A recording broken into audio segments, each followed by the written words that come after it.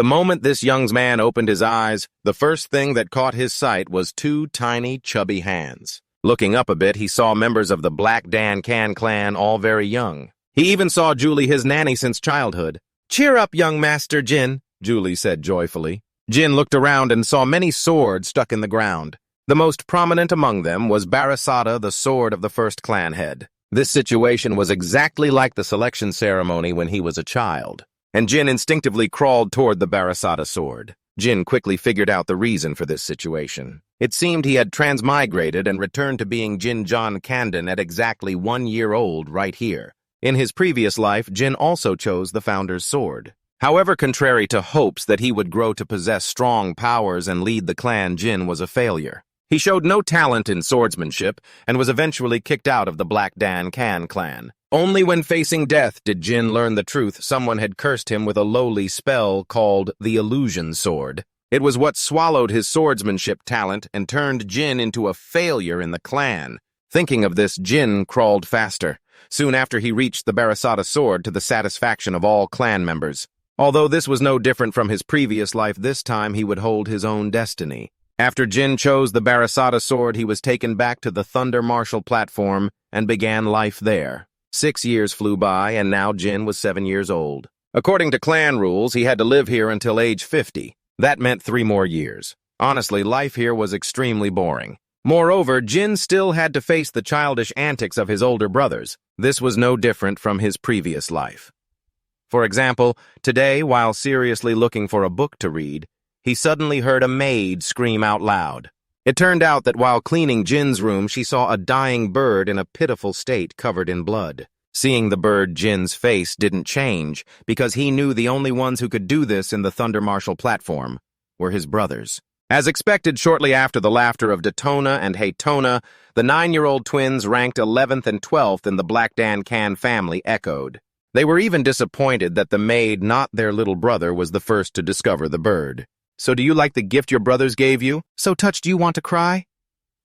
Jin kept staring at the bird without blinking, but recalled his past life. It was said that not long after Jin was kicked out of the clan, these two became notorious killers who treated human life like trash.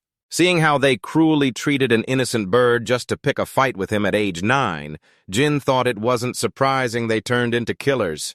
"Hey, don't really cry, all right, it's scary." Haytona spoke gloomily, but Jin remained silent. "Hey, did you hear what we said? Or do you not need to care about us anymore since destiny chose you as clan leader?" Jin stayed silent. His attitude made the two 9-year-olds lose all patience. They decided to stop attacking him with words and resort to physical force. But just as Haytona lunged forward to punch Jin, his hand was grabbed and locked by his younger brother, 2 years his junior.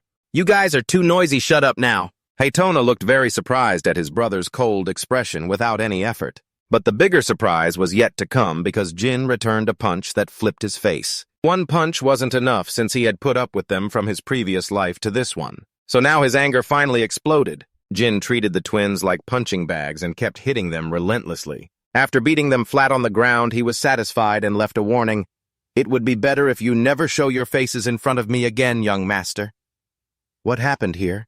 A knight named Khan suddenly rushed into the room. Jin immediately withdrew the remaining power in his hands. Khan looked at the unconscious twins on the ground, their clothes, disheveled faces swollen from being beaten. Meanwhile, Jin was neat and clean as if he had never been involved in the fight. "So did they just suddenly rush at each other and start fighting?" You replied. Of course, Khan doesn't believe those words. "What?" he asked again. "Didn't you hear what I said? They suddenly rushed at each other and then passed out. Now the truth no longer matters." The moment Khan saw the cold expression on the face of that just-turned 7-year-old child, he realized that even the youngest master of the Black Donkan family was just as ruthless as anyone else. He nodded and said, "I understand," then picked up the twins intending to take them to see a doctor. But Jin stopped Khan. "No need, Khan. My brothers need to go somewhere else. Come with me." Khan hesitated but dared not disobey his young master's order.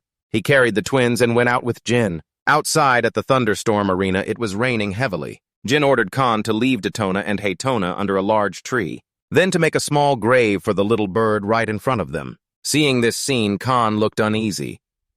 Young Master Jin, do you really want to abandon them here? The storm is getting stronger. Jin's face did not change at all. He declared that his older brothers needed to endure this punishment to understand the severity of what they had done. Khan knew he could not change his decision, but earlier he clearly sensed a strong energy from Jin that Khan was sure was not aura. Could it be Mana Khan thought silently. If so, this was no longer a simple family-sibling quarrel. I need to report to the head of the family. Immediately after Khan ordered his subordinates to bring a horse despite the heavy rain.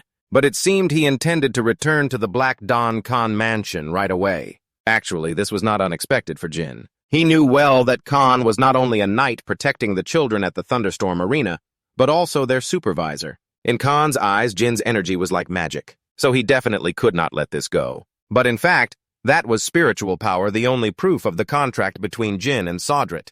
Thanks to that power, he knew the contract was still valid in this life. Moreover, the immunity to the curse that Sodrit gave him through the contract helped him escape the illusion sword curse. In short, the useless, disabled son of the Black Rankan family was no more. This life, he was sure his life would be completely different from the last. And if so, the first thing to do was to go see father. Soon after, Khan met the head of the Black Rankan family and reported the whole incident and his suspicions to him. The head of the family was silent for a few seconds, then ordered Khan to gather the knights because he wanted to meet his youngest son himself. Before long, the elder sons of the Black Don Khan family and the vanguard gathered 7 in total, leading 200 knights under their command. "Then let's go to the Thunderstorm Arena," declared the head of the Black Don Khan family emphatically. The seriousness of the matter was that this order was an urgent summons for his elder sons. Because of that, each person carried a different mood. "Do you know anything about this first?" "I just asked Luna, but I bet she doesn't know anything either. It's so frustrating, still busy fighting those witches and then being called back like this," Mary Zancaden asked. She was the 7th child of the Zancaden family. "Next year, the Tona twins will leave the Thunderstorm Arena. Maybe father wants to go there because of this, or maybe to see our youngest brother," Devos answered calmly. He was the 4th son in the family. The youngest, At the 1-year-old selection ceremony, that kid chose the founder's sword of the family. How could you forget that? But is father really coming back just because of that? Well, you never know what father is thinking. They kept talking back and forth until Luna Zancan Black, the eldest daughter of the family name for both, silenced them. Mary didn't dare say anything more but kept staring at her father's back, endlessly wondering. She didn't understand why he had to go all the way to Thunderstorm Platform to meet Jin. Could that kid really be that extraordinary? Jin wasn't surprised at all that the head of the family came here. So when Julie was both surprised and excitedly fixing his clothes, Jin remained very calm. Jin knew Khan was foolish, so he probably wouldn't clearly tell the head of the family that Jin used magic, just describe what he saw. And that would become a big question mark, which is why the head of the family had to come personally to check what power besides swordsmanship and aura the youngest son could use, and also to see if that power or Jin himself could become a valuable asset for the clan's future. Just as Julie finished preparing, Jin, the head of the family, returned with the squad of knights he brought along. His presence was intimidating, but the first thing he did was not to meet his youngest son, but to order someone to bring the twins Detona and Haytona to stand before him. "Detona and Haytona, I heard you two got into a fight with Jin. Tell me who was at fault." These two kids were usually very arrogant, but standing before their father, they couldn't help but break into a cold sweat. Yet at this moment, they stubbornly said they were not at fault. Jin had injured them first. They even emphasized that Jin's power was very unusual, not aura, but like magic. Both of them knew very well that using magic was forbidden in the Black Can clan, so they tried to dig deeper into this. "That's right, father. If Jin uses magic, we must interrogate him quickly before he finds a way to hide it."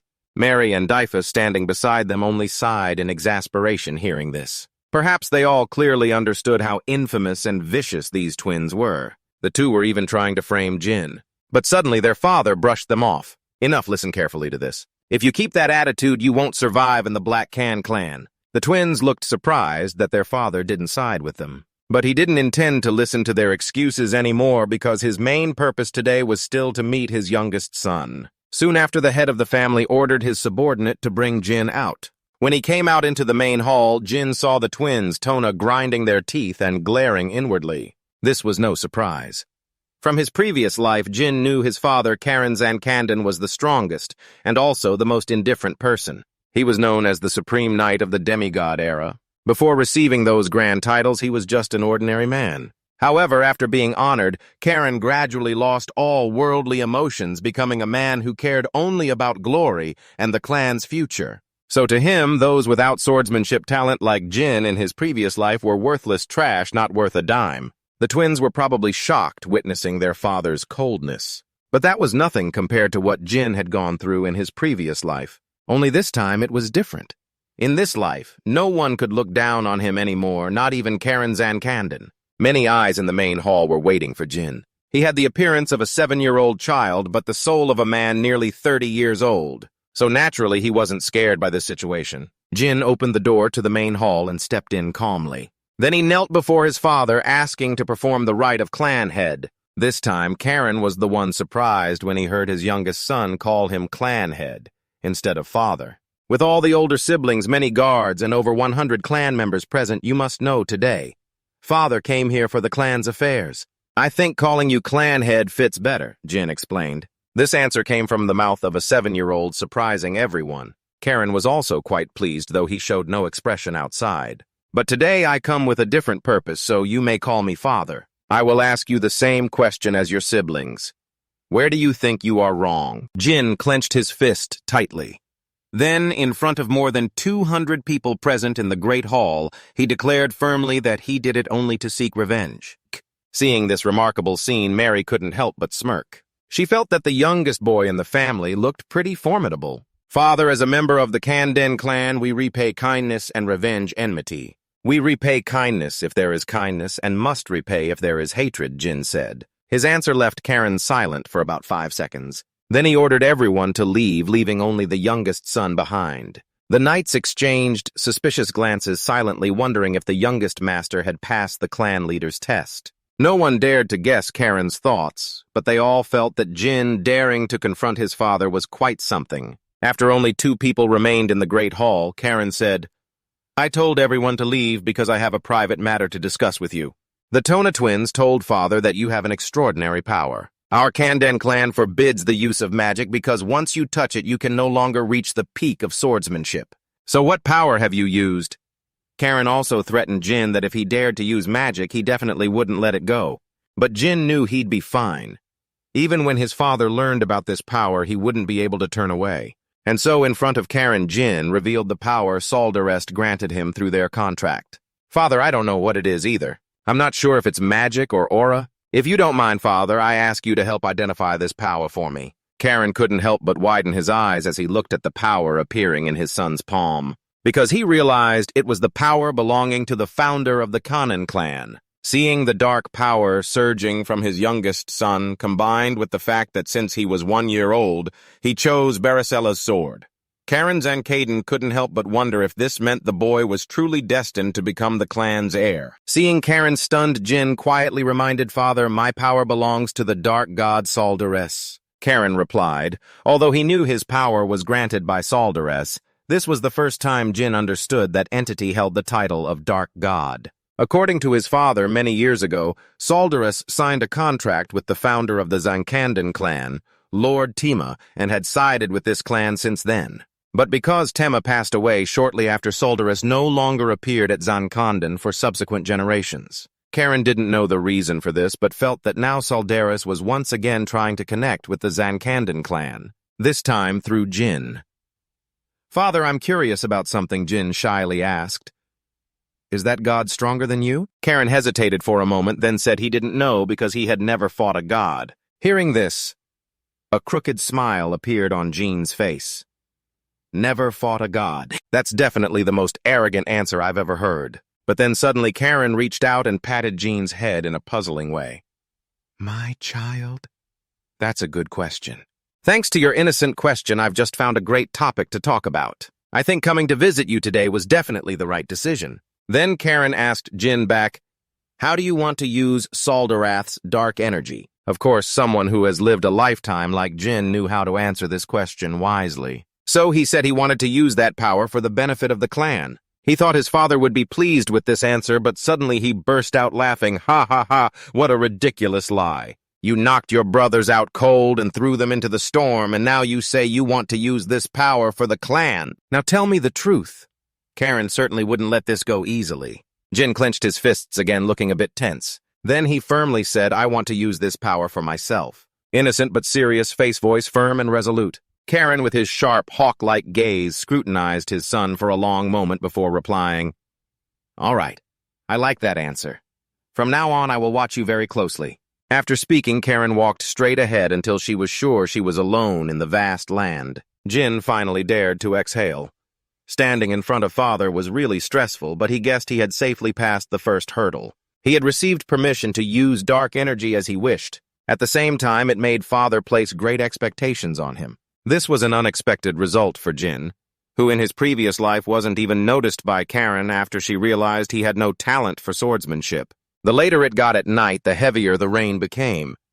Before the knight's group left, Mary stayed behind and gave Jin a gift, saying it was a special present for the youngest boy. Cook it well thoroughly and get stronger fast, okay? Mary left those instructions with a sly smile. Then she left with Diffhurst.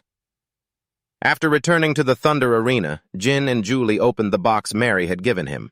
To their surprise, inside was a blazing red phoenix heart. Jin couldn't even imagine this situation. Giving a phoenix heart to a 7-year-old kid is truly a crazy thing that only Mary could do. Marie Zancaden, Jin's 7th older sister, is a 6-star knight also known as Winfrey, but she has another nickname few know, the Mad Woman of the Southern Territory. The reason this fighting sister gave Jin the phoenix heart seemed clear. It was to remind him to grow strong quickly and be worthy of being her rival. If you eat this from a young age, you won't just gain fire resistance. It's also an elixir that boosts strength. As he grew up, Jin recalled that this was also quite useful since it's necessary for a 6-star mage to safely summon a phoenix. Jin still planned to secretly practice magic and hoped that in this life he would summon a phoenix. Not long after, Julie brought up a bowl of soup made from the phoenix heart. Earlier, she seemed panicked, but after calming down, she realized that Lady Mary had given her young master a wonderful gift. Jin originally planned to start his dinner, but the hungry looks from the twin siblings Tona made it hard for him to swallow. Brothers, if you have something to say it quickly here.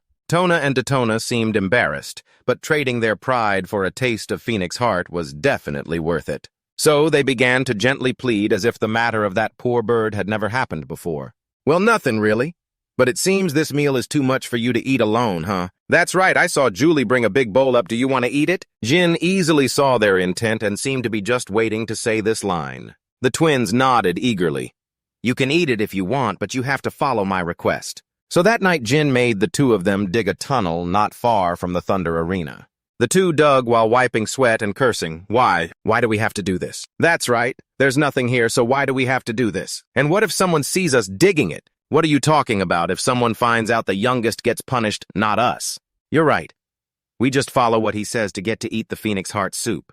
But hasn't the youngest been a bit scary lately? Despite wiping and wiping, both didn't stop digging just for a piece of phoenix heart. And perhaps they didn't expect that the spot they were diligently digging was right outside a secret chamber. Inside was the body of a mysterious man being preserved very carefully. It wasn't until midnight that the twins returned exhausted and disheveled. Just looking at them showed how tired they were to the point of being drenched in sweat, and the only thing they wanted now was the soup.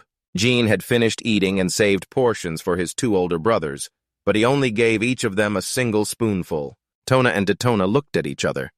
Their anger flared up fiercely. Just one spoonful, little brother. Isn't that too little? I said I would give you, but I never said how much. But I kept my promise right. So enjoy your meal, Jin replied calmly. The two kids fumed with anger, but still had to thank him for the mere 2 spoonfuls of soup. As for Jin, he achieved his goal by making those two work almost as unpaid laborers. The rain was still pouring heavily. Jin put on another jacket and headed to the tunnel that his 2 older brothers had just dug. It seemed like the phoenix heart soup really had an allure because Jin originally thought they would dig sloppily, but in reality they did a great job.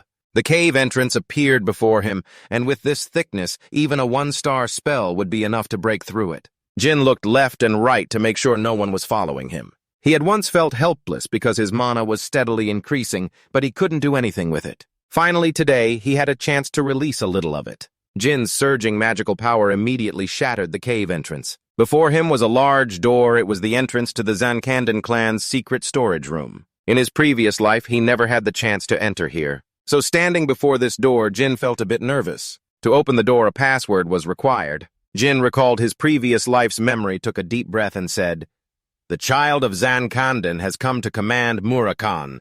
With a loud rumble, the gate shifted and opened before Jin's eyes. The Zancandan secret storage room was where the clan kept secret books from families they had defeated over thousands of years. Inside was very spacious.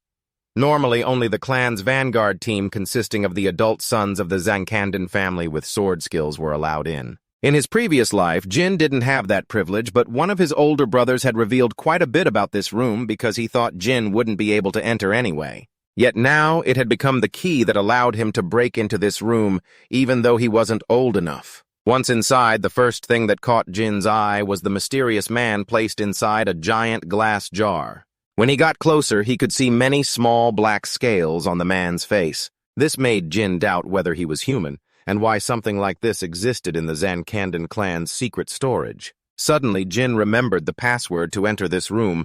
The child of Zancandan has come to command Murakan. A thought flashed through Jin's mind. Don't tell me this is the Black Dragon Murakan.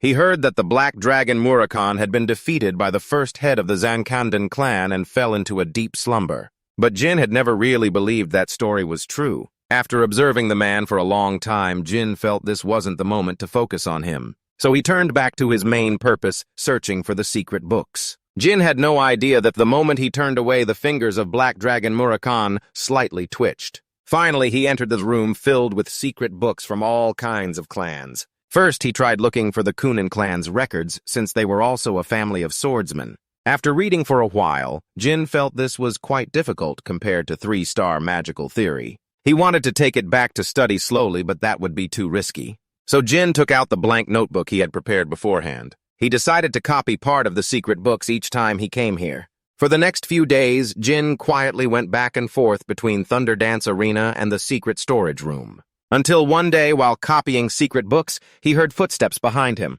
Jin jumped up anxiously. He thought someone had discovered his comings and goings from the secret room. When he opened the door to peek outside, a pair of sharp eyes and a tall figure appeared in the doorway, freezing Jin with fear. "Hey, you, who are you?" Jin was so tense he forgot to breathe. The Black Dragon Murakan had actually awakened. In his previous life, he had never heard of Murakan awakening, so now he didn't know how to react in this situation.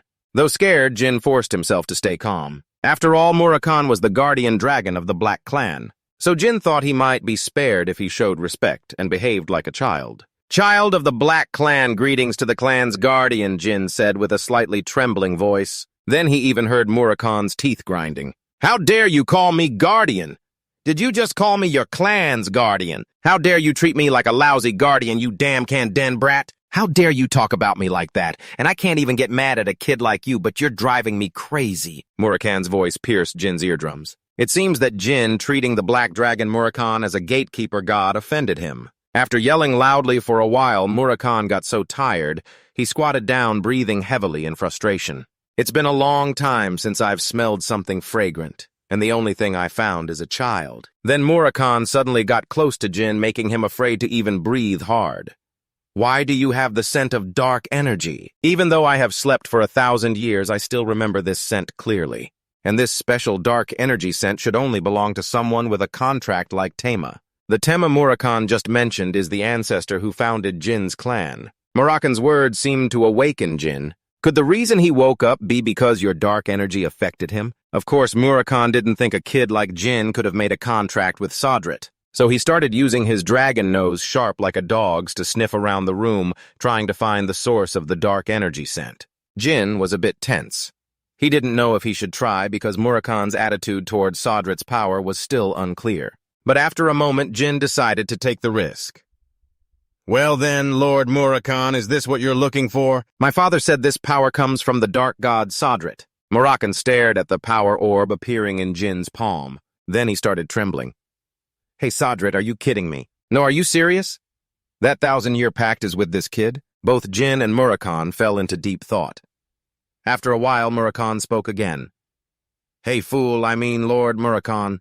Jin obediently replied, You know I actually made a promise with Sodrit, and it seems you need to cooperate with me to fulfill it. Murakan said he would explain the details to Jin later. Because he just woke up from a 1,000-year sleep, his mind couldn't think straight. Besides, he didn't think Jin could fully understand the situation since he was still too young. But anyway, he felt he should officially introduce himself to the one who made a contract with Sodrit. So Murakan slowly stood up. His body began to transform. I am Murakan, representative of Sodrit, his friend and the last descendant of the first dark creature. According to the 1,000-year pact, from now on I will accompany you. Murakan's true form appeared before Jin. He trembled slightly with emotion. Just now, Jin had feared that Murakan and Sodrit were enemies.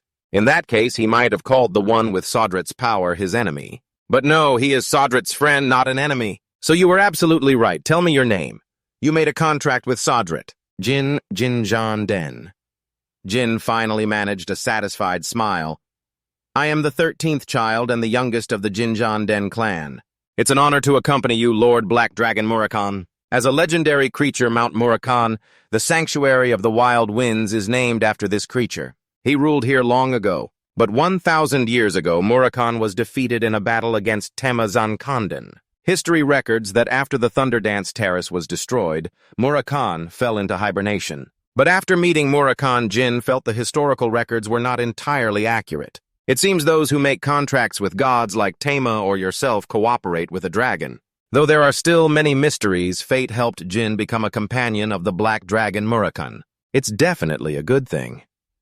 The next day, Jin returned to the secret room and brought him a box of food. Since they would be spending much time together, Jin began asking about things he was curious about. The first question was about the battle between Murakan and Jin's ancestor Tema long ago. But it seemed that because so much time had passed and Murakan had been asleep so long, his mind was foggy, and he remembered nothing. After several times like this, Jin could only be sure of one thing about this creature. He was crazy about the strawberry cakes Jin brought him.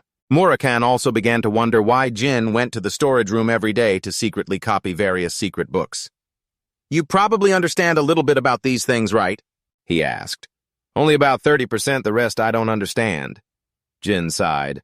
Don't give up hope. For a child your age, 30% is already too much. Other kids can't do that because they're too lazy. Murakan reassured him. But Jin didn't feel any happier because Murakan was just comparing him to ordinary kids while he was a child from a clan that controlled half the continent. In his family, there were 12 older siblings, plus his parents and elders. If he wanted to surpass them, Jin had to try even harder. Murakan, if someone is the founder of a clan, how much could he understand about these books? Jin suddenly asked, because he wanted to know how he compared to the individual considered the strongest in humanity. And Murakan's answer surprised him. Tema, I don't think he understood a single line in these books when he was your age. But theory isn't always right because Murakan remembers Tema rarely read books but still fought very well. And he bluntly said that although Jin had potential like Tema, he was not as good as his ancestor. Jin had hoped, but after hearing this he became sad. So I will never be as great as the clan founder. Murakan looked at him for a while, then patted Jin's head. No. You are the one who signed a contract with Sodrit like Tema, and you are smart enough to read those secret books. You are still very young, so don't rush and just train diligently.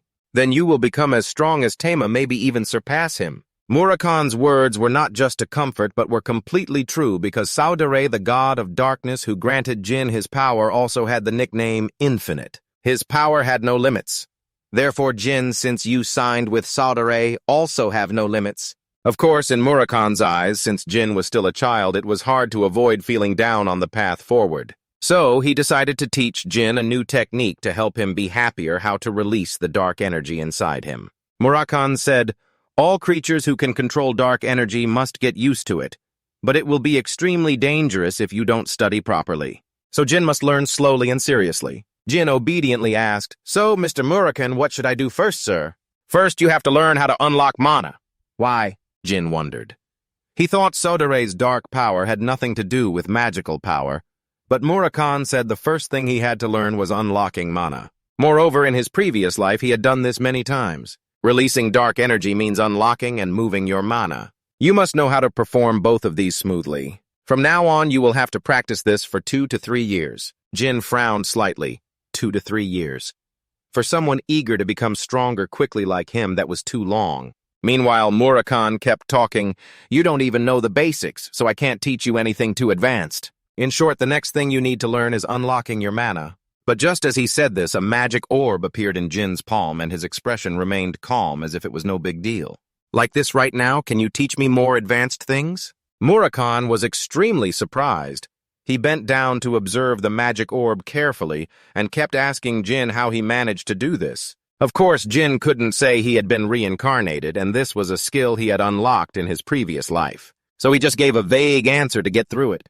In Murakan's eyes, he had become a genius among geniuses. Then he decided to demonstrate for Jin what releasing dark energy really meant. Jin had achieved his goal of luring Murakan to teach him how to master dark energy, so he was very happy.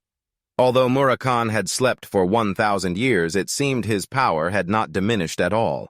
Dark energy, as the name suggests, originates from darkness, and all darkness in this world was born from Sodaret. Conversely, Sodaret is the master of all the darkness in the world, and currently, Jin is the only one who has a contract with him. So in other words, you are also the master of all the darkness in this world. Murakan said this as he unleashed his enormous dark energy. The feeling was overwhelming but made Jin very excited. Time passed as Jin busily learned to control Sodaret's power, but his older siblings were far from idle. For example, eldest sister Luna was on a mission to clear monsters from a vast area. According to reports from the knights under her command, Luna's team had only 5 more areas to clean up before the mission would be complete. Then 4 months is enough, Luna estimated silently, telling the knights, take a rest. Then she suddenly remembered something and asked her subordinate, by the way, what does a 9-year-old kid usually like? Half a year later, fate brought Jin to meet Murakan. The Tona twins had finally reached the age to leave the Thunder Arena, escaping Jin's grasp.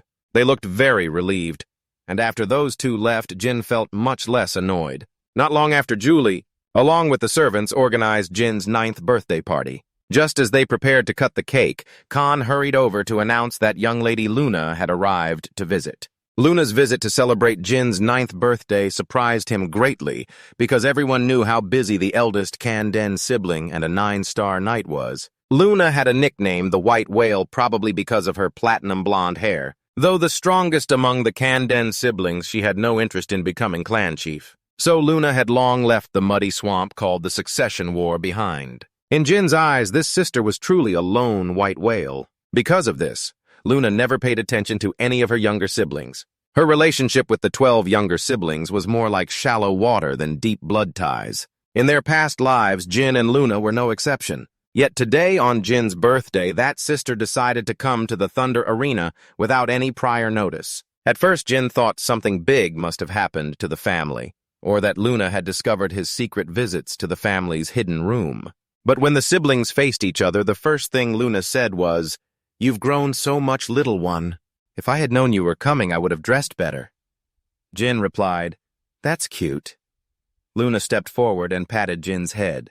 "Do I really need to give notice before visiting my youngest brother?" This action and words from Luna were totally unlike her usual demeanor, which surprised Jin greatly. His expression accidentally caught Luna's eye, making her think Jin looked unwell and tired. "Are you sick?" "No?" Jin quickly shook his head. "Actually, I'm a bit nervous because this is the first time I've faced you so closely. I don't know why, but I feel restless this time."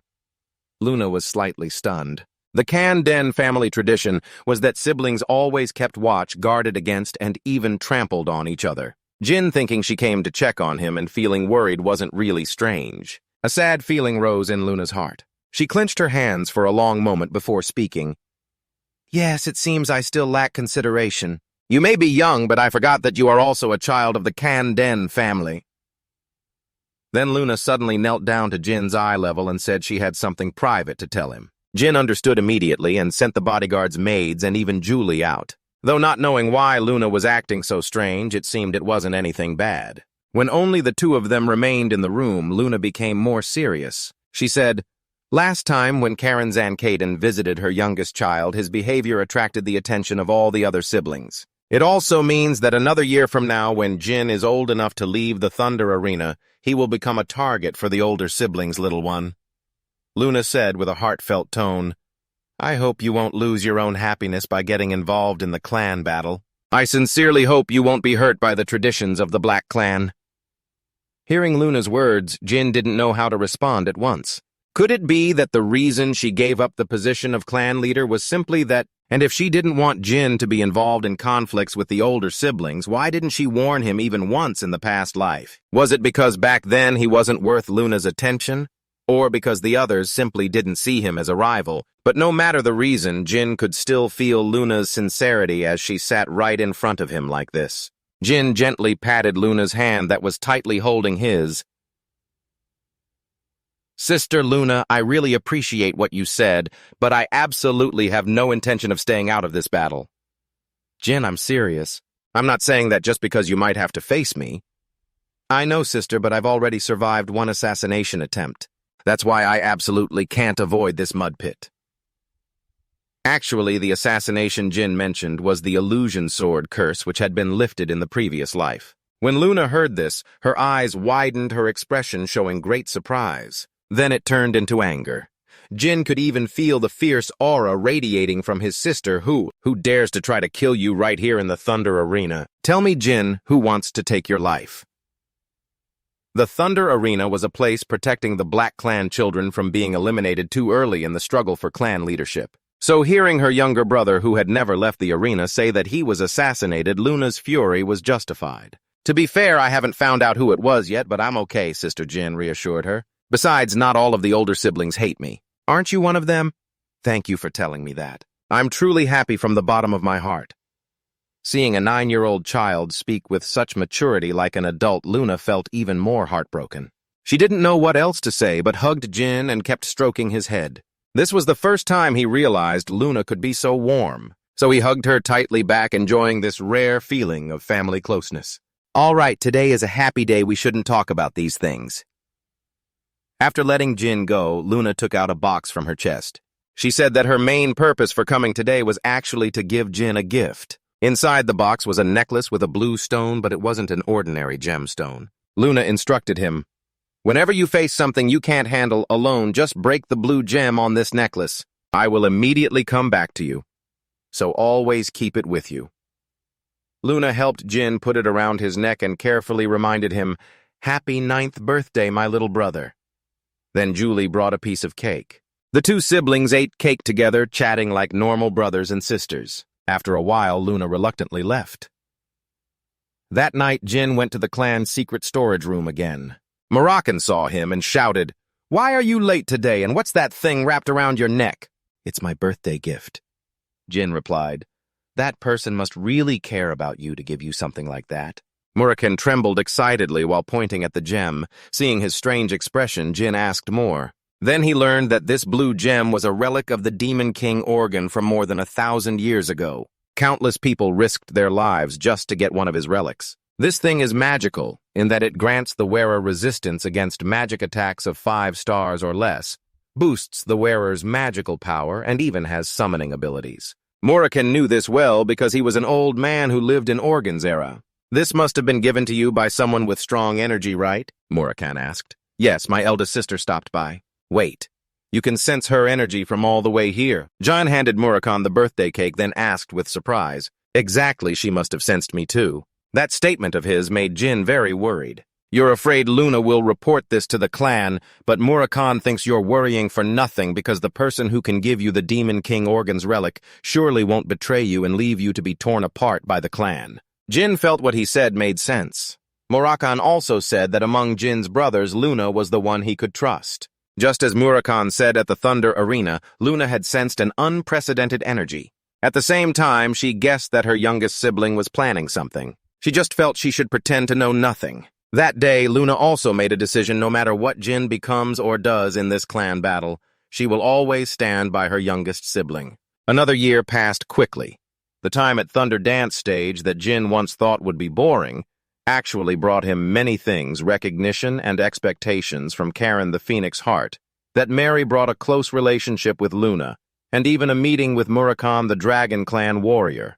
Those were things he hadn't even dared to dream of in his previous life. And now he is preparing to leave Thunder Dance stage and return to the main castle. During training sessions with Khan, Jin was always diligent and serious. After several sessions, Khan understood why he was the most cared for among the 13 children. Although Khan acted as the evaluator during training, Jin's gaze seemed to say that he was the one judging Khan's teaching ability. That's why when today's lesson ended, Khan did something he had never done with any other young master. "Young Master Jin, it is my greatest honor to teach you. Soon you will leave Thunderdance stage, but I promise to do my best to teach you until the very last moment." Saying these words, Khan bowed respectfully. "Please take care of me until then." Time passed again. Finally, tomorrow, Jin would leave Thunderdance stage. Today, while Julie was packing, he was playing with a candle. Even though he burned his finger on the flame, Jin did not feel any heat. It seemed Mary's gift was starting to take effect. He thought he had absorbed about half the medicinal power of the Phoenix Heart and would absorb the rest in the next few years. While cleaning, Julie mentioned she was preparing strawberry cake for Jin's snack. This suddenly reminded him that Murakan was still in the storage room. Even though it was night, Jin found an excuse to go out for a walk and ran straight here. Actually, Jin had already mentioned to Murakan that he was about to leave Thunderdance stage. It seemed he was also excitedly waiting for this day. "How do you plan to follow me?" Jin asked. Murakan, like a peacock, spreading his tail, bragged, "Don't make it such a big deal. I am the legendary Black Dragon. Even if I've gotten weaker, this little thing is nothing. I guarantee I can follow you without anyone noticing." "Wait! You've become weaker. Why didn't you tell me something so important?" After a long time knowing each other, Jin now dared to talk back to Murakan, instead of bowing and calling him sir. "Kid, how so? I can still be fine after sleeping soundly for 1,000 years. Luckily, Murakan said his strength could still recover. As for Jin, he would become stronger than Murakan because Murakan is his guardian lineage. So hurry up and become a strong magical swordsman like Tama. Murakan added, "Speaking of which, the Black Clan used to be a magical swordsman clan, not just pure swordsmen like now." He had also heard Sodare mention this before. In his previous life, his clan originally came from a magical swordsman family, and the first clan leader, Tama Zankandan, was the most powerful magical swordsman in history. Nowadays, almost no one knows this truth anymore. Murakan also said the reason the Black Clan abandoned magic and pursued pure swordsmanship was due to a vow made 1,000 years ago. "Father, even though they honor me as the clan guardian, I'm sure they would be very uncomfortable if I showed up." "Look," Murakan began lamenting. "If this were 1,000 years ago, I'm sure both you and I would be worshipped as the highest existence in this world." Seeing Murakan talk endlessly like this, it's clear only Jin worries about the two of them leaving Thunderdance stage together. He even considered creating an illusion with Dragon Clan magic so others would still see him sleeping soundly in that giant glass jar when they came here. "What if your illusion is discovered?" "Excuse me, you just wanted to be sure, but it seems you've hurt the pride or ego of this dragon." "Hey, I am the great Black Dragon, got it? Illusions are easy to handle, so don't worry. It's just because Murakan hasn't fully recovered his strength, so it's uncertain. How long the illusion I create will last, he only promised to keep it as long as possible, so that if he gets discovered later and disappears from the storage room, people won't suspect this has anything to do with Jin." Hearing Murakan say that, Jin finally felt a bit more reassured. The main matter was settled. He then took out a box of strawberry cakes that Murakan loved and a bottle of strawberry wine he had brewed himself. Murakan's eyes instantly lit up. "What did you bring, kind boy who raised you? It's really worth it." Early the next morning, Julie carefully put a coat on Jin and then led him to the city gate. Over the years, Julie had seen how hard Jin trained here, but life in the main castle would be much harsher and busier, so she couldn't help but worry. "Julie, don't worry, I will do my best at the main castle," Jin reassured her. "Yes, I will devote myself fully for you." Just as they spoke, the escort team arrived. Knights Jerome and Hose were responsible for safely escorting Jin to the main castle called the Garden of Swords. So on October 30th, 1790, Jin finally left the Thunderstorm Arena to head to the main territory of the Black Kandan family. Officially stepping into this bloody family civil war, the carriage hadn't traveled far when heavy snow began to fall. Julie said that the road might quickly become snowed over, so they had to stop at some village and wait for the snow to stop. Because if the snow piled up too much, the teleport gate couldn't be used. Just then, the carriage suddenly shook violently. Jerome and Hose shouted that they were under ambush. "Please, stay inside the carriage." Julie immediately held Jin tightly and reassured him, "Don't worry, it will be fine." Jerome and Hose are 7-star knights, and I'm here too.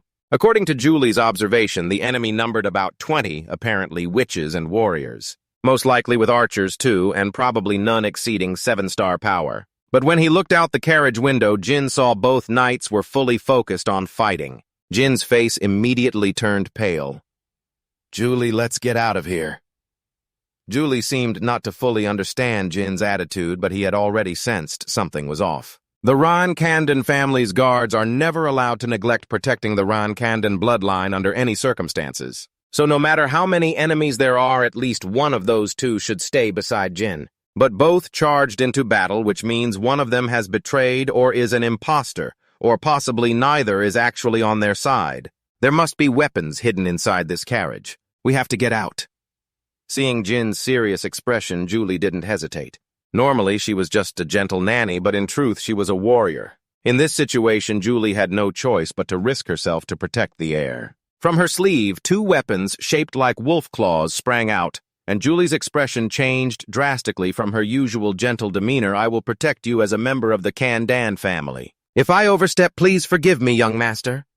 Then Julie tore open the carriage roof with her weapons and leapt out holding Jin. They ran like the wind through the heavy snow, but after some distance, Jin said he wanted to return to the ambush spot to check, because maybe those so-called enemies were actually his allies. If they really wanted to kill him, they should have struck the moment they left the carriage. But now the situation was strangely quiet. Julie nodded, indicating she understood, then took him back. There, a one-eyed man was busy giving orders. "Quick, find Jinjan Kandon 3rd Squad block the left wing." As they approached, Jin and Julie saw the demonic and black peach symbols on the men's bodies and cloaks. They represented the Mattel magic family and the Black King mercenary squad. Over there, Julie MC Loran has been found, and Jin Zankander too. The one-eyed man immediately jumped down from above to block the 2 of them. He was Murakan, captain of the Black King mercenary squad, acting under orders from the Zankandon family to rescue the young heir. Meanwhile, the 2 who called themselves Jerome and Jose had clearly revealed their fake identities, because if they really were the 7-star bodyguards of the Black Dan Can family, they wouldn't be struggling like this against these people. "Who exactly are you? What's your purpose?" Julie shouted. Jerome laughed mockingly and asked, "Who has time to answer a bunch of dogs from the Zankandon family?" Although Murakan and his teammates would surely control the situation since the Master Jin was present, his opinion was the most important. Jin showed no mercy and ordered Julie to kill one to clear some space. The other was to have his hands cut off and be brought before him. Julie seemed to have just switched on her battle mode. She charged at Jerome like a messenger from hell. Then she took him down with just 2 basic moves. The remaining man, Jose, saw the Black Dan Can family's caretaker was even stronger than a warrior and turned pale with fear. He didn't have time to resist before Julie mercilessly cut off both his arms. Losing both arms, Hose lost his balance. He immediately fell flat on the snowy ground. Julie grabbed his hair and dragged him to Jin. "Your master seems to have underestimated his opponents. To serve the Black Dan Can family, you have to be at least 7-star level." Jin mocked. "So next time you want to assassinate a Black Dan Can child, you should at least be 8-star level. Stop babbling. This is only the beginning. The time for the Black Dan Can family's fate is coming soon." Hose shouted bitterly. "Ha! I want that too! I have no interest in the term Black Dan Can Empire. I only like the Jin Dan Can Empire." When he said this, his eyes were especially fierce, making even Murakan speak frankly. But Jose seemed like a man who wasn't afraid to die, so he stubbornly said, "Bastard, bow before Zippo." The name Zippo, full of grudges, was of course well known to Jin. That was the Chudan witch clan ruling half the world. If the John Condon clan was famous for supreme swordsmanship, the Zippo clan was known for reaching the pinnacle of magic. 1,000 years ago, when Tamajan Kandon died, Zippo issued a humiliating demand that the John Kandon clan strip magic from their clan's power, and so the magic of John Kandon was sealed. Therefore, to the John Kandon clan, the Zippo clan has been a 1,000-year enemy, and vice versa as well. No wonder Jin wondered why anyone dared to act so arrogantly toward him. It turned out they were followers of the Zippo clan, so interrogating him was useless. Jin ordered Julie to dump Hose somewhere to let him fend for himself. Of course, since the John Kandon clan was a lifelong enemy, the Zippo clan always conspired to terrorize them. However, this incident probably wasn't orchestrated by the Zippo clan, but by their followers acting on their own. But Jin felt it was strange because no matter how well disguised these rats were, it was hard to fool a 7-star technician like Julie. So he suspected someone must have been involved. Julie completed the mission and returned quickly. Jin then turned to Mukera. This time, his successful escape was thanks to him and his teammates diverting the two imposters' attention away from him. Therefore, Jin promised that after returning to John Candon Castle, he would report their merits so they could be rewarded accordingly. "Yes, I will do my best," Mukera replied, his voice a bit stammering. He really couldn't believe that everything that happened was directed by a 10-year-old child. Jin was confident and much more mature than his age. Moreover, after this ordeal, he remained calm as if nothing had happened. Mukera unconsciously recalled Jin's words earlier that he was building the Jinzan Kandan Empire. He couldn't help but admire him, thinking these weren't empty words but something Jin was seriously pursuing. After all, this was a matter for his own clan. Mukera could only sigh. Then he instructed his subordinates to be absolutely careful with every action before the teleportation gate was fully set up. "Don't do anything reckless, sir. Captain, your demands are so unreasonable. Since when do we have to worry about these things?" The Black King's members were very puzzled. "Just follow my orders in an orderly manner," Mukera replied, inwardly criticizing these people as short-sighted.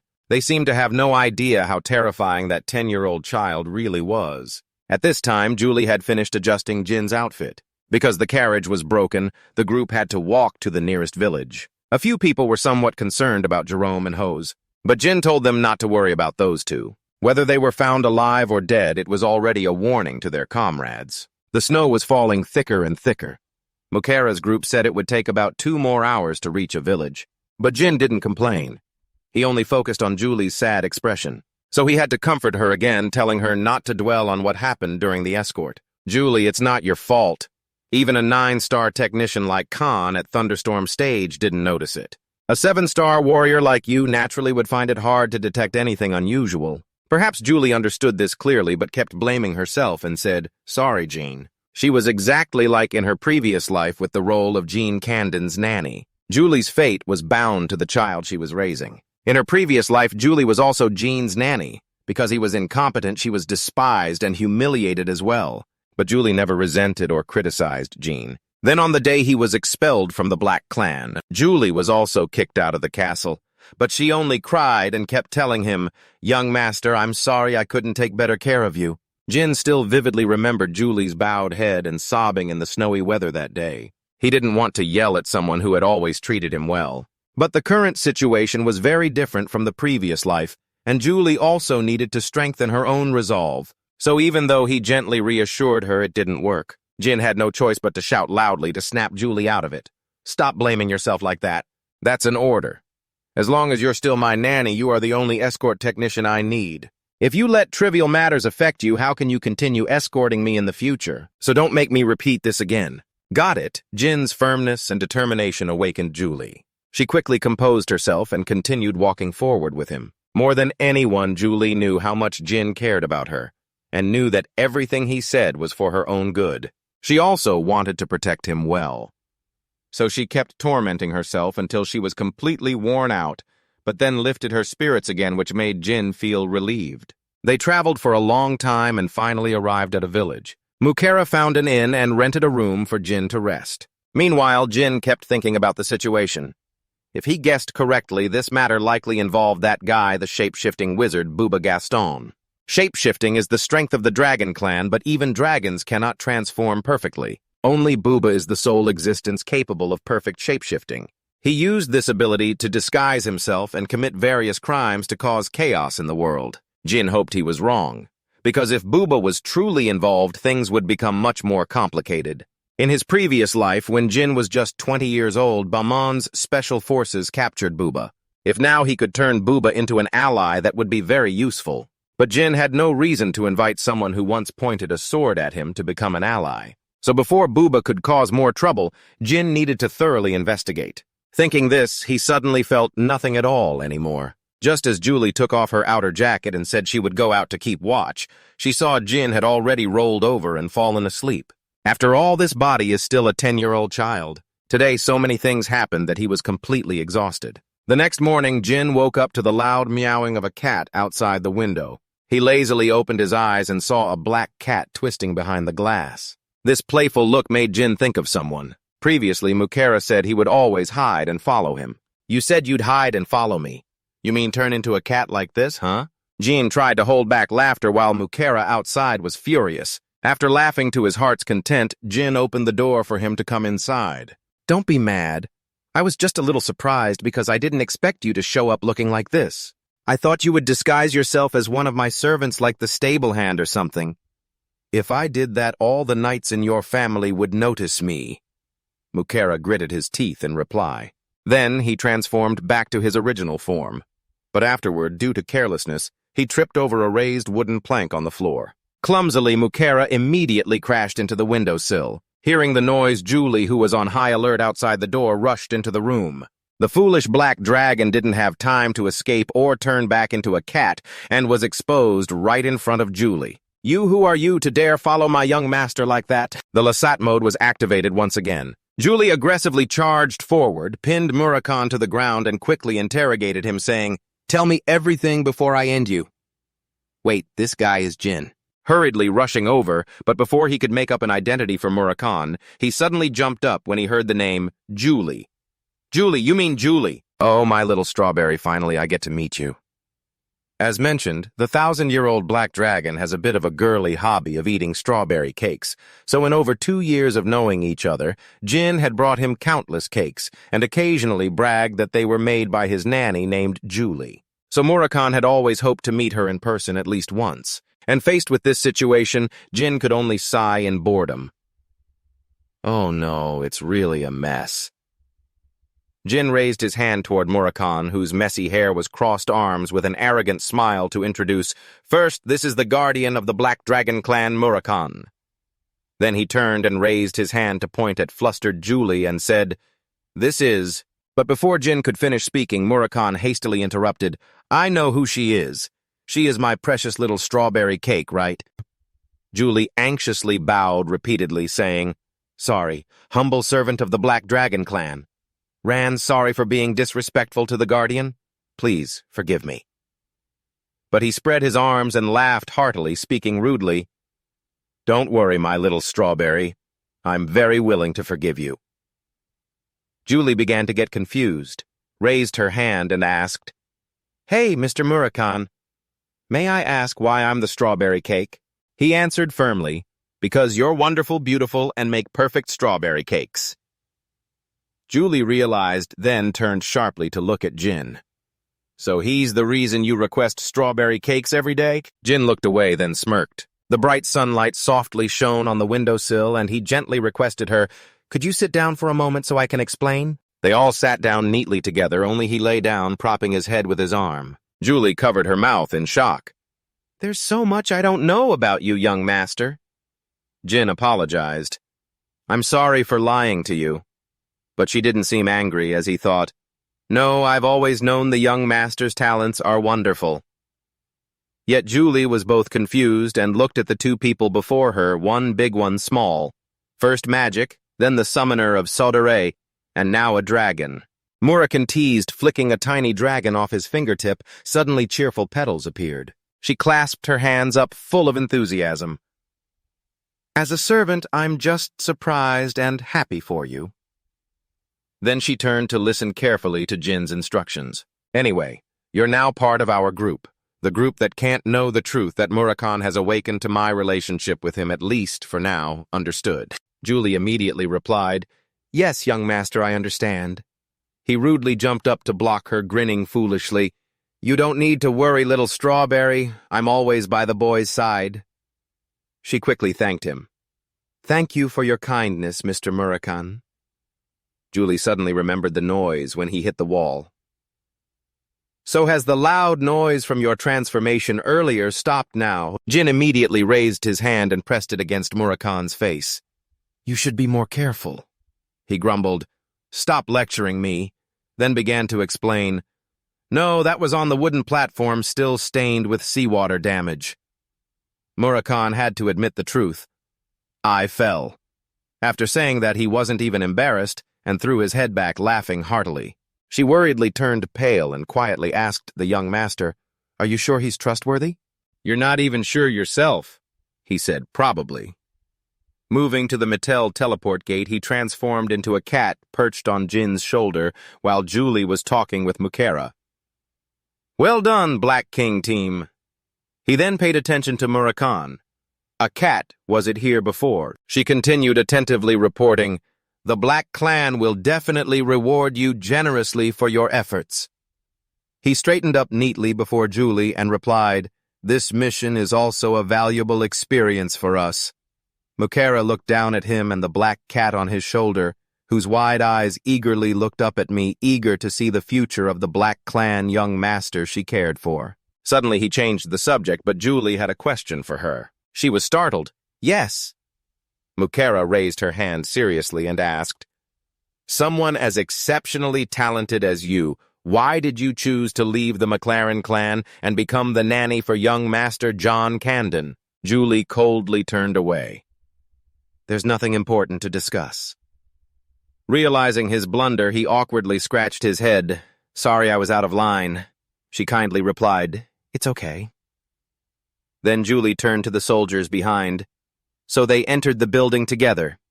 The gatekeeper greeted mechanically, "Welcome to the Mattel teleport gate. May I see your documents?"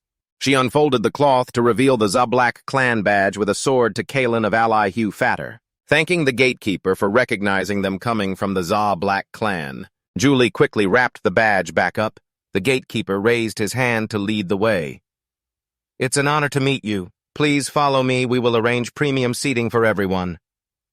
Murakan obediently sat on his shoulder as they stepped forward while everyone reminded, "We'll be back in a moment if you can wait here about 2 hours." "Then be careful." The two sat down together and it quickly leapt onto the cushion. She suddenly called the young master Jin, who looked up confused. Murakan lay on Julie's lap, sleeping soundly. She frowned worriedly. "Honestly, as a servant, I'm very worried if Murakan gets exposed or something we can't handle." He immediately understood she was talking about my magic. Julie's voice showed urgency. "Of course no one in the Black Clan can do that." Jin smiled reassuringly. "Don't worry, I know, so I will keep it hidden." Then the two and the cat, startled, looking back. He squinted, observing the badge on the green shirt that caught Jin's attention. The golden dragon badge, Veradin with pure white hair, appeared in his sight along with large, imposing guards entering. He recognized Zippo Veradin slumping down into the chair in front of them. Jin and Julie just silently watched. Who is he hiding half his face from with his bag? Too familiar. He rested his hand on his chin, speaking in an annoyed tone. "I have a feeling I don't want to go to Hugh Fatter today." The next words made her frown in frustration.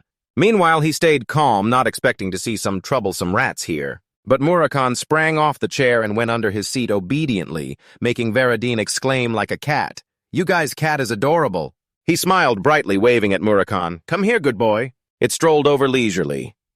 Murakan suddenly changed to a fierce attitude, scratching Veradin's hand. The guards panicked, shouting, "Young master, the brat!" But he didn't get angry, gently calming the two guards, drawing their swords. "Hey, it's okay, it's just an animal. I must have scared it." And drawing swords in the Black Clan's territory wouldn't help. Veradin curiously looked over, surprised to see the others didn't react harshly. I was just curious and wanted to tease them a bit, but didn't expect no reaction. I guess the youngest son of the Black Clan is pretty calm. Murakan turned and lay stretched out on Jean's lap. He stood up, leaning on his hand, and introduced, "I am Veradin Zippo. I want to apologize for my rudeness earlier." He silently observed Veradin Zippo. In Jin's impression, he was a tall, magnificent man enjoying everyone's praise. The genius mage was the highest potential heir of the Zippo clan, a role model for young mages, someone with both skill and style. But now he was just a child, smiling and holding out his hand to him. I once thought he could easily outpace me in mage skills. Although Jin hadn't taken his hand yet, Veradin still smiled without change. He silently thought, "That's how it's been all along. I never thought I'd meet him at my own age. This is a pretty happy feeling, right?" Jin closed his book and reached out to pet the cat without responding to him.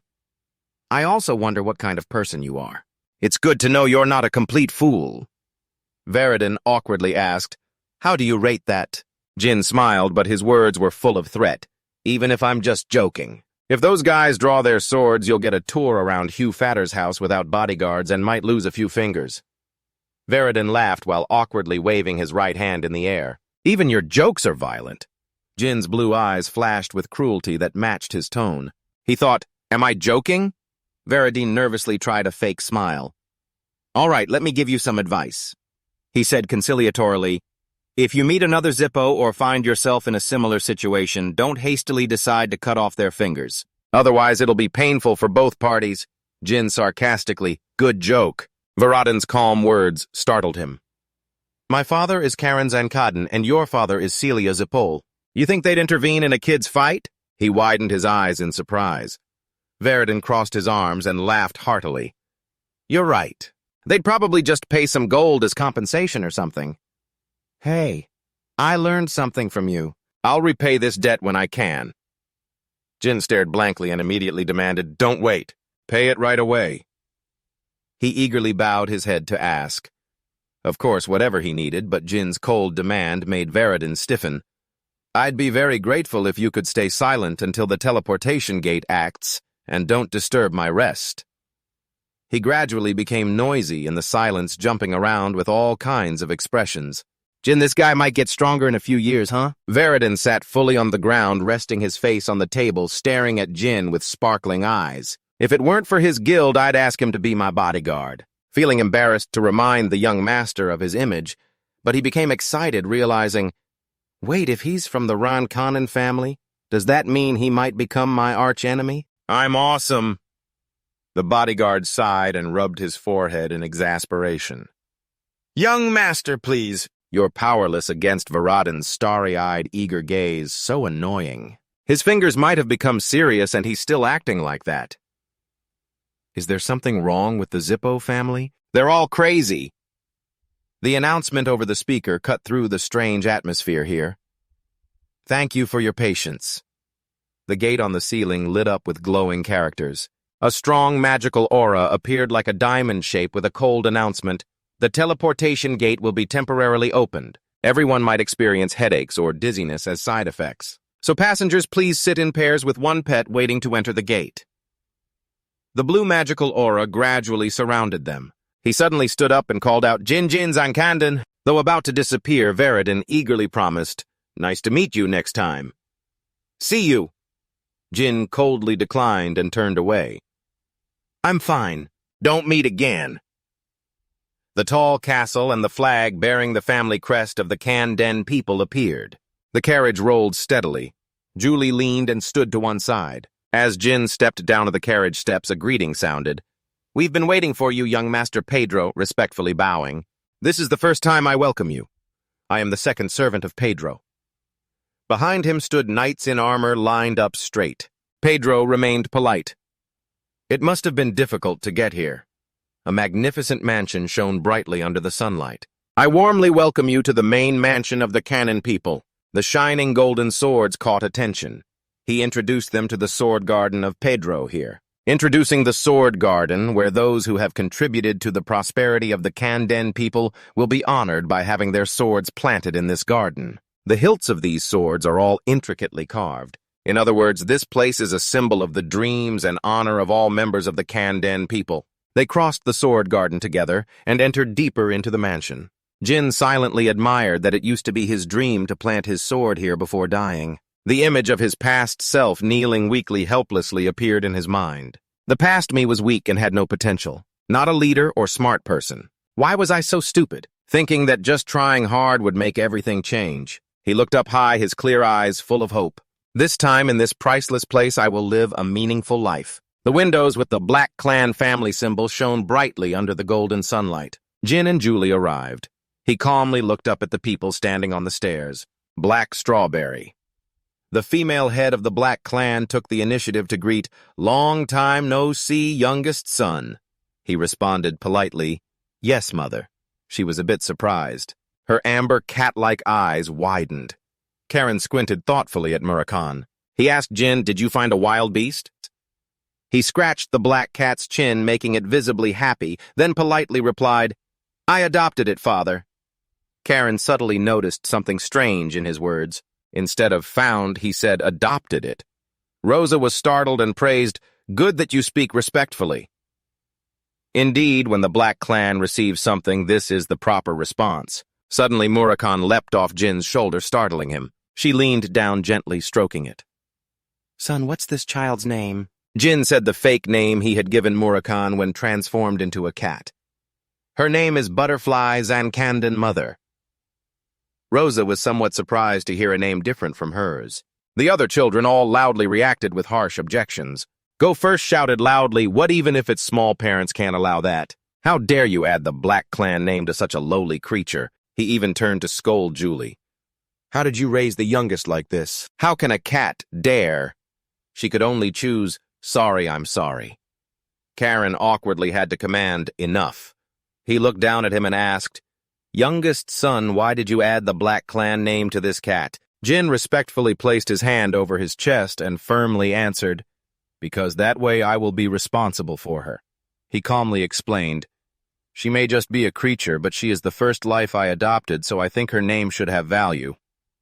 Karen was surprised by this answer. "Amazing, but youngest son, do you understand the weight of the Black Clan name?" He held her tightly in his arms. His attitude and words clearly showed unwavering determination. "I understand very well. If anyone insults Butterfly, I will be the one to pay the price." His hand gently stroked the cane as he said, "Youngest son, it seems you have a talent for making enemies." Karen turned to look at the ugly faces of the other children and said, "Look at how the others are staring at you." Still, he calmly held Murakan and confidently replied, "Seems so. But I also have the talent to destroy enemies, father."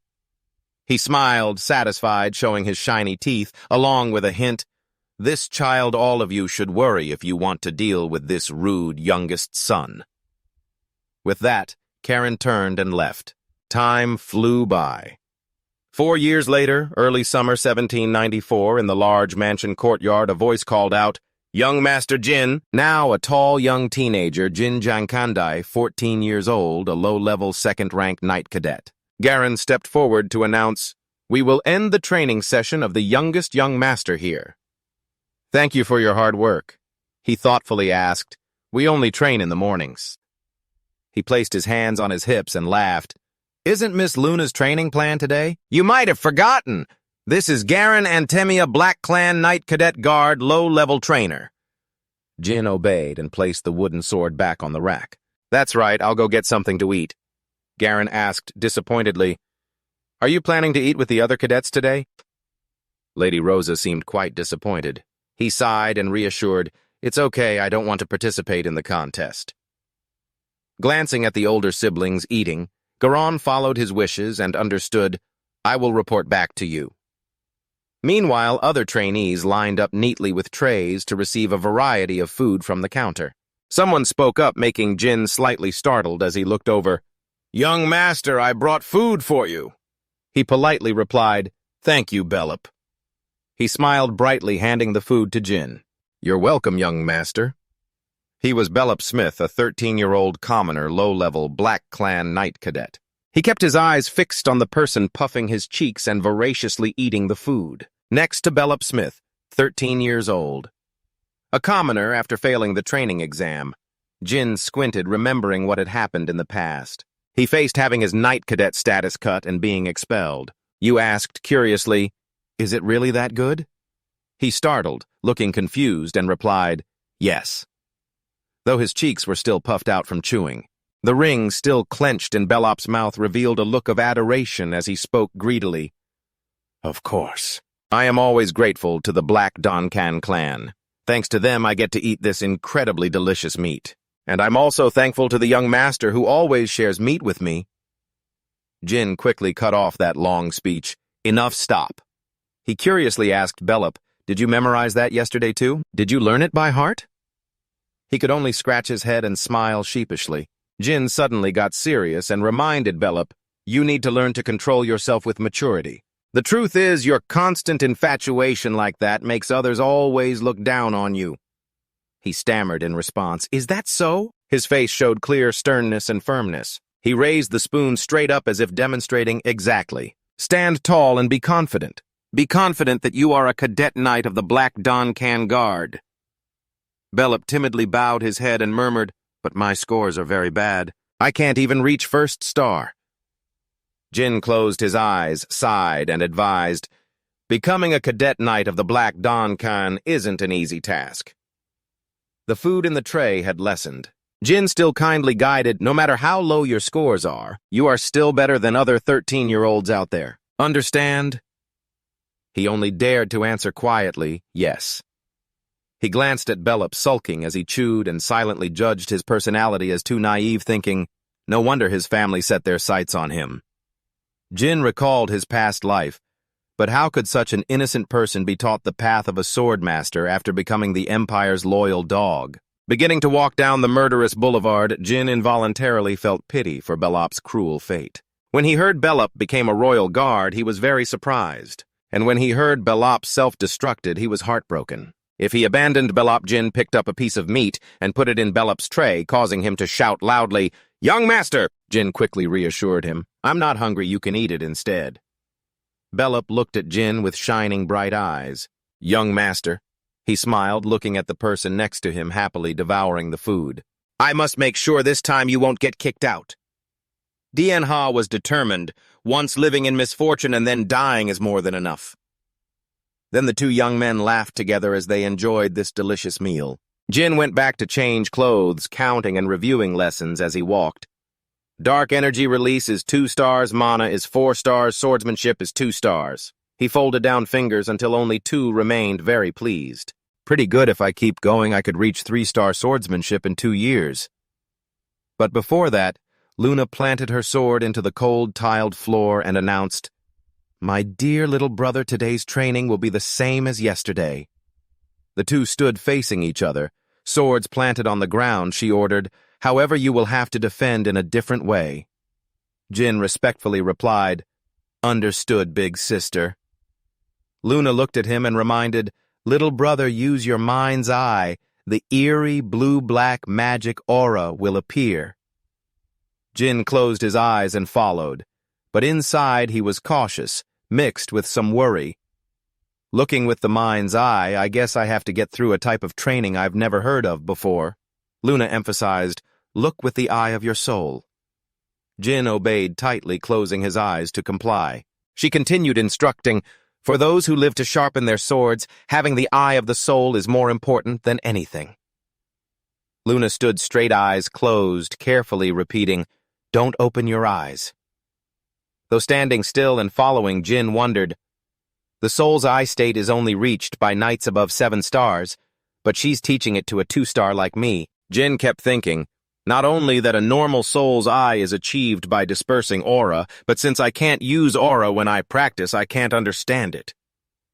He imagined himself as a tall swordsman clad in solid iron armor, holding his sword, focusing all bright energy, rushing massively into the blade. But Jin chose to trust his hand gripping the sword hilt. "I choose to trust her. I'm sure she has a purpose focusing on this training. I believe one day I'll understand this exercise." Time passed quickly and they finished training. Luna praised generously, "You did well today, Jin. You can head back now." He scratched his neck and smiled brightly, replying, "Thank you, Sister Luna." She recalled his training image and silently admired, "Just as expected, I knew he would do well, but he always exceeds my expectations. He shows a focus and memory rarely seen in a 2-star knight. With your potential, I'm sure you'll understand it in just a few years." Luna's expression softened, filled with quiet encouragement. "Keep developing, my little brother." Jin turned back to the training ground. The trainees were all standing neatly, and they greeted in unison, "Welcome, young master." Bellup stood timidly and dejectedly among the trainees, everyone cautiously watching each other, all looking very tense. "I'm sure they are," Garen said with a hand on his hip, laughing. "This match counts for a big part of the overall score, and good marks are a shortcut to becoming a knight protector, so I'm sure we're all pretty nervous." He then turned to Jin and smiled.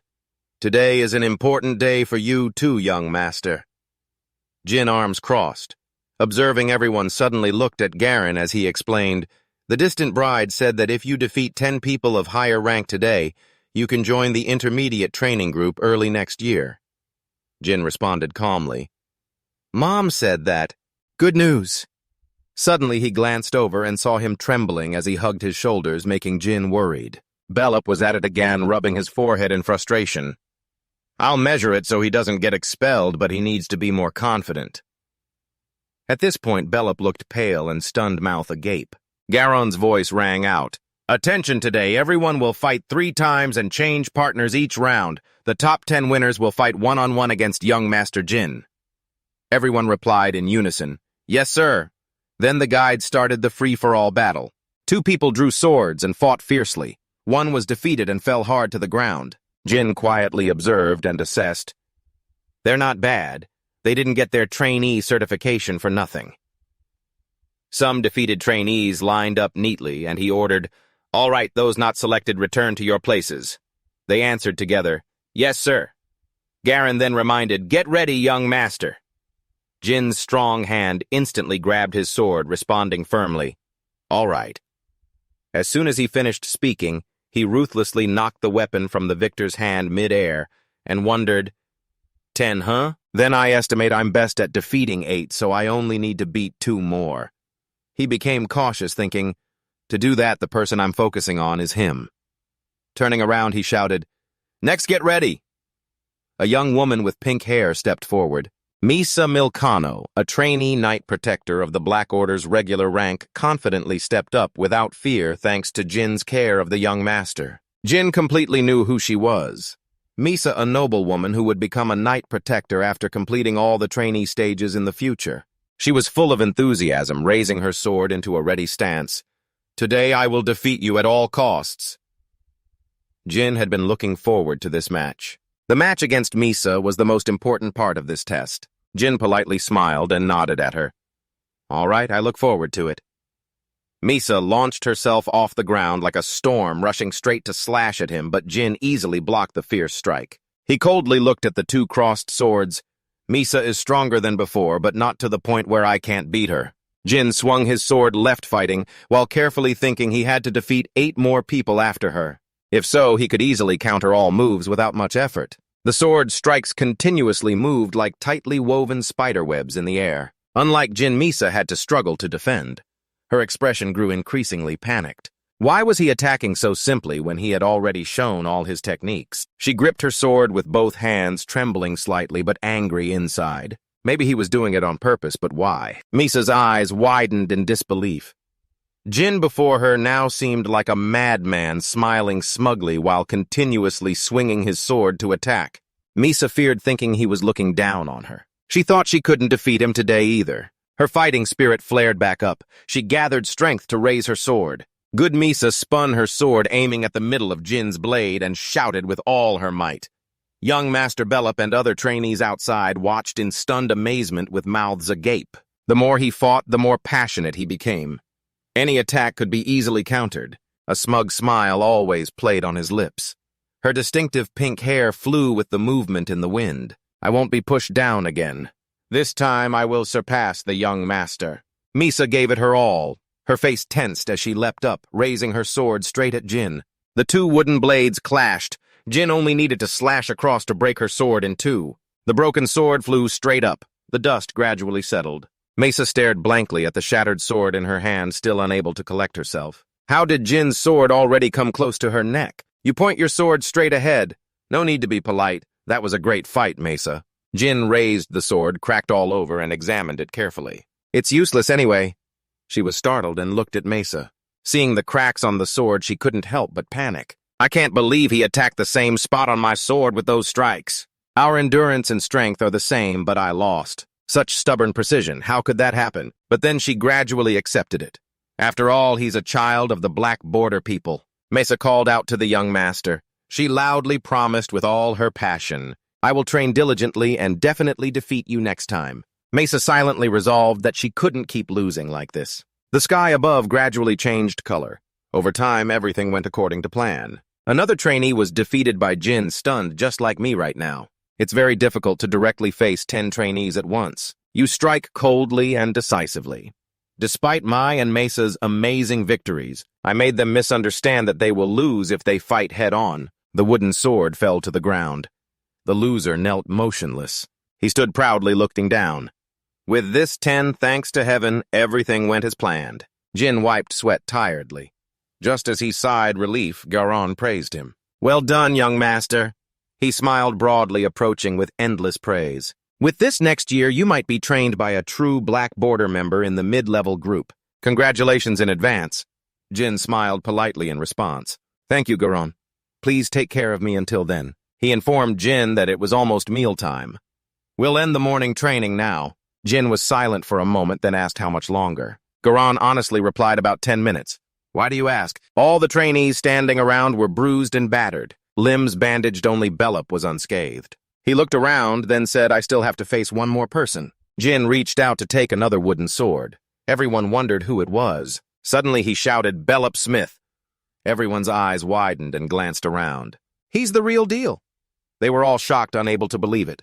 Bellup pointed to himself, stammering, Young master me, Jin coldly ordered step up and fight. He was scared and stammered, unable to step forward. But Jin growled again. Bellup Jin stood against the sun, pointing his sword at him. You can't survive in the Black Border like this. He used all his strength, both commanding and persuading. Step up, step straight up, and fight me. I will defeat you. Bellup's footsteps slowly advanced. He hesitated, stepping up onto the stage. Bellup held the wooden sword, trembling. Why did the young master choose me? Is it because I'm weak, so I can help him enforce military discipline? Jin, with a serious face, called Bellup. Hearing his name, he startled and replied, Yes, young master. Jin's voice was cold, with a hint of sarcasm. I felt quite tired after fighting 10 people. But you are different. You look fine. You resist confidently, but I am still stronger than you. That's why I want to fight you. Bellup was stunned. What he didn't understand and asked what he meant. Without letting Bellup finish, Jin immediately swung his sword. His sharp, fierce gaze rushed forward. Although surprised with a soldier's reflexes, Bellup still managed to raise his sword to block. But the strike was so strong it sent Bellup sliding backward. He was shocked. Young master, you didn't finish speaking. Jin's flurry of strikes came down. Strangely, Bellup blocked every one. Jin laughed, looking amused. Good block, Beelzebub. Don't let your guard down, thanks. Then Bellup swung his sword, pushing Jin back. The wooden sword scraped the floor, carving a deep groove and sending dirt and stones flying. Beelzebub took another hit, gritting his teeth to brace himself, his whole body tense. Jin paused, holding his sword and stepping back a few paces. For a moment he placed his hand on the floor. Then he quickly lowered his body and slid like the wind. He rushed straight at Beelzebub. This time Beelzebub couldn't react fast enough and fell to the floor. Then he sat up, gritting his teeth, tears of frustration welling up at the corners of his eyes. Unable to bear it any longer, Beelzebub looked up at the young master. Why did you do that? Jin replied slowly in a firm tone. Do you think I called you here just to fight? I want to fight you, he said sternly, standing tall and pointing his sword downward. Then I can kill you. Jin grabbed the sword and commanded him to stand up. I'll only go easy once. Everyone around began murmuring excitedly. The sword in Beelzebub's hand suddenly glowed. Mesa realized something and shouted loudly. The aura's light grew increasingly bright. His face turned cold. She turned to look at sword instructor Garon and urgently said, Teacher, we need to stop this fight immediately. If this continues, the young master will be in danger, Jin, throwing a threatening glance at the soldiers standing outside. This is the last order you'll see today. Take it with you until you're 6 feet under. He gritted his teeth reluctantly. I understand now. A flash of sadness crossed Beelzebub's eyes. Is this really what you want, young master? He answered directly. Yes, his tone extremely cold. If you know how to use aura, then don't back down. He gritted his teeth in anger. You're making a mistake, young master. If you want to fight me, then... Beelzebub roared furiously and charged at Jin to attack. You should have come to fight me first. Jin frowned, surprised, and used his sword to block the strike, but the sword couldn't withstand the pressure and immediately broke in two. Jin gritted his teeth and stepped back to avoid the hit. He stared wide-eyed, silently amazed at how strong Beelzebub was. Jin recalled previous training sessions. He knew Beelzebub was very strong. Whenever the young cadets challenged each other, Beelzebub could always read the opponent's skills and tactics. Moreover, he knew how to avoid injuring himself even when losing. But he didn't expect that Beelzebub could use aura. While Jin was still briefly hidden, Beelzebub charged forward, unleashing all his anger with a relentless series of strikes. Even though his sword was broken, he didn't stop. A flash of light, Jin threw a punch at Beelzebub's sword hand. He gritted his teeth, his hand trembling, and Beelzebub felt something pressing close. The sword fell from his hand. Immediately, Jin grabbed Beelzebub by the neck barehanded and slammed him to the floor. Beelzebub struggled to break free. Seeing it was time to end things, Jin slowly loosened his grip. Beelzebub struggled to crawl out of Jin's arms. He was unwilling. "Why did you stop, young master? You said you wanted to fight to the end. Then you should have finished the fight." Beelzebub's voice was full of frustration. "Do you enjoy toying with others like this?" Jin replied seriously. "Is that the kind of person I am?" he challenged. "Then why are you looking at me like that?" Beelzebub said, reluctantly provoking him. "This way also hurts me a lot." Jin said, "You make me hurt more than you think." He clenched his fist. "What do you know about me to treat me like this?" He slowly bent down to pick up the sword. "As you said, I don't know who you are," he muttered deeply. "But I know one thing." His eyes grew serious, his voice ringing like a profound reminder. "Care is something you can only possess when you become strong. You're weaker than me and kinder than me, too." Then Jin placed his hand on Beelzebub's shoulder. "Of course I like that, but if you're that kind, you won't survive in this hell." He encouraged him to become stronger to protect his kind heart. Everyone around was moved by the kindness he showed to himself and others. Beelzebub burst into tears while Jin gently comforted him. "Sorry for putting you through something so difficult." Just then, the kitchen team entered carrying the ingredients. The pink-haired man gasped, "Oh my God." He nervously continued, "The training session isn't over yet. We'll be back later." You look at them and reply, "No, it's fine, just bring it in." At this moment, Bellup quietly reminded the young master to come receive today's meal ration. Jin stood up looking composed. "All right, I'll go get your meal." Inside the dark forest, Karen silently listened to Khan's story. "So that's why my youngest son said that, huh?" He laughed heartily. "I see now. The boy has made his choice, hasn't he?" Thinking of Jin comforting Bellup, Karen sneered, "He wants to protect the weak while ruling by force himself." After a moment of reflection, he advised, "If that's the case, just let him continue. I want to see what he can do. Khan, go back and report everything to the boy." He immediately obeyed, "Yes, sir." Karen's eyes were filled with danger. "I will give the boy his first mission." At age 15, Jin was recognized as a level 3 knight. During the first break, some trainees returned to their hometowns. The rest trained on their own to test their progress. Upon reaching intermediate level, wooden swords would no longer be used for practice. Customized real swords would replace them. Many trainees commissioned craftsmen to make personalized swords. You were also trying to find a sword that suited you from the clan's armory. Suddenly, a call came. Jin Luna laughed and complained, "Finding a sword that fits me is really tough," because she said she wanted to pick one for you, so all the decision-making power fell to her. A month ago, she begged Jin, "Please let me choose a sword for you." And he reluctantly agreed. "Well, she probably has better eyes for weapons than I do, so the sword she picks should suit me." Shortly after, Luna appeared holding a large sword. Jin's eyes widened in surprise. She enthusiastically explained, "This sword is called the Curtain Killer, and it's your age. I used it a lot. Big, sharp sword. When I was your age, I think I used stuff like this." Luna looked at it fondly, her voice nostalgic. "I guess this is the original form of the Gruntle sword I once used." Her eyes gleamed with anticipation. "What do you think of this sword? Do you like it?" Jin froze, stammering reluctantly. "Well, Luna, I really appreciate you helping me choose, but I don't think this sword suits me." She briefly looked regretful, nodded. "I understand, no worries, I was just joking." Jin's face darkened. He didn't think she was joking. Luna said, "The sword in front of you isn't giving up, but the Curtain Killer really is a good sword. It's a bit heavy, but not too much." Realizing her persuasion wasn't working, she was silent for a moment, then gave up. "All right, I'll listen to you and pick another sword." Jin felt a weight lift off his chest. Luna led him to another room, opening the door and saying, "I really put a lot of effort into choosing a sword for you." Inside was a storage full of countless swords. Luna was determined. "I have to find the sword that suits you best, one that only you can wield." She picked up a sword and raised it, "And this is my choice."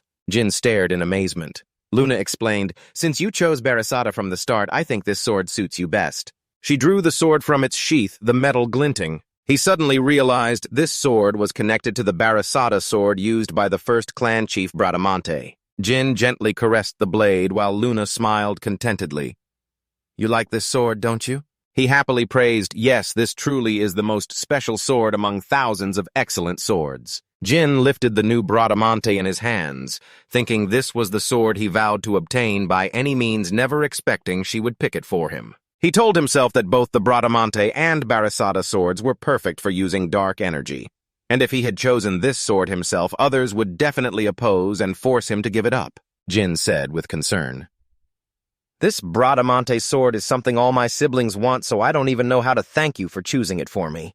Luna agreed. "That doesn't sound good, does it?" Then she placed her hand on her chest, looking straight at Jin. "I guess you still haven't let down your guard with me, right?" Luna said frustratedly. "I'm a bit disappointed, you know." He quickly waved his hand. "No, it's not like that. But I'm serious." She pointed her finger close to Jin's face. "Pretending to set conditions, huh?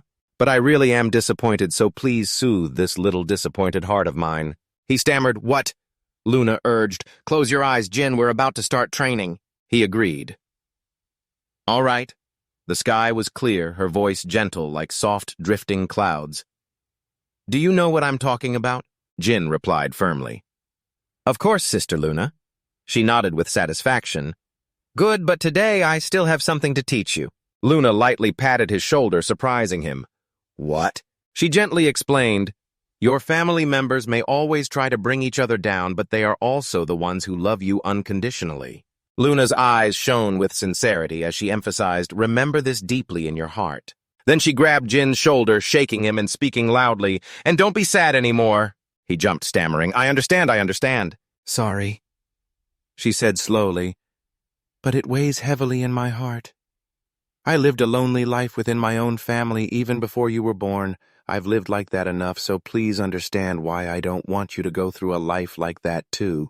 Jin gently hugged his aching arm, voice softening, "I know." Luna walked calmly, head held high, as if nothing had happened. "Give orders gently but firmly." "All right then, let's start training now, Jin. Feel it with all your heart." In the luxurious room, a voice echoed Murakan. He proudly showed off the sword he had just acquired. "What do you think?" He didn't bother to turn around, still lying down, reading a book. "Give it back, kid. You still can't control dark energy, so you can't use it." Jin froze. "What?" Murakan spoke in a low tone, advising, "If you want to use Bradamante, at least you have to reach the 3rd level of dark power." "But you're only a 2-star kid, right?" His tone became serious. "You can't imitate the awakened stance of the sword." Jin frowned and sheathed the sword. "I will reach 3 stars soon." He was determined. "I will be able to use it soon." At that moment, Murakan slammed the book shut. He was furious now, so arrogant. "Listen carefully to what I'm saying, kid." Murakan's face darkened, pressing Jin's head harshly. "Through clenched teeth, Barasada and Bradamante are not swords you can just recklessly wield. At least reach the 3rd level of dark power. That's the absolute minimum." The pressure increased, his voice harsh and forceful. "Use ordinary swords for now and wait until you reach 5 stars of dark power. Understand?" Jin stubbornly pushed his hand away, eyes still defiant. "You know I'm not the impatient type. So basically, I just need to reach 5 stars of dark power this year, right?" Murakan was so angry, veins bulged on his forehead as he grabbed Jin's head again, trying to snap him awake. "Even if you are first place in the dark power competition, mastering that power is still totally unreasonable. I'm telling you this for your own good." His breath heavy. Murakan lowered his voice, but it was deep and serious. "It's so unreasonable that even dogs would laugh in your face. If you understand me, stop saying nonsense right now." Jin quietly reached for the book. "Hey." Suddenly, he snatched the book from him, voice challenging. "Say that again. What did you say?" Murakan turned pale, shouted, "Damn it. Put it down. Listen to me. Put it down now." Just then, a woman appeared, making both freeze. "Young Master Jin, please come back." "Julie, what's wrong? Is something going on?" She stepped in with an awkward expression. "Guide Garen is looking for you, sir. He was supposed to come here himself, but he said he needed to look at the map and discuss the strategy summary with you, so he needed you to go there." Murakan took the opportunity to snatch the comic book, hugging it to his chest like a beloved treasure. Jin questioned, "Strategy." Julie added, "Guide Garen has assigned you your first mission. After the vacation ends, you must depart immediately." He rubbed his head and nodded slightly. "I see." Jin put his hands in his pockets and calmly said, It's about time. Now I'm a 3-star swordsman, but leaving right after the vacation is kind of strange, isn't it, miss? A worried voice followed. I guess it's because this is a very difficult mission. Usually, intermediate-level missions and above are assigned to them. But he was indifferent. Maybe it's because my progress has been recognized that I was assigned this mission. Jin turned his head and waved casually in farewell. I'll go check it out. Julie, stay here and wait with Murakan. She politely replied, Yes, young master. Please, go ahead, sir. The black door creaked open. He stepped into the discussion area. His eyes scanned the room before he spoke. Garon, I heard I was assigned a mission. He replied, Greetings, young master. Besides, you 10 other beginner trainees were also assigned missions.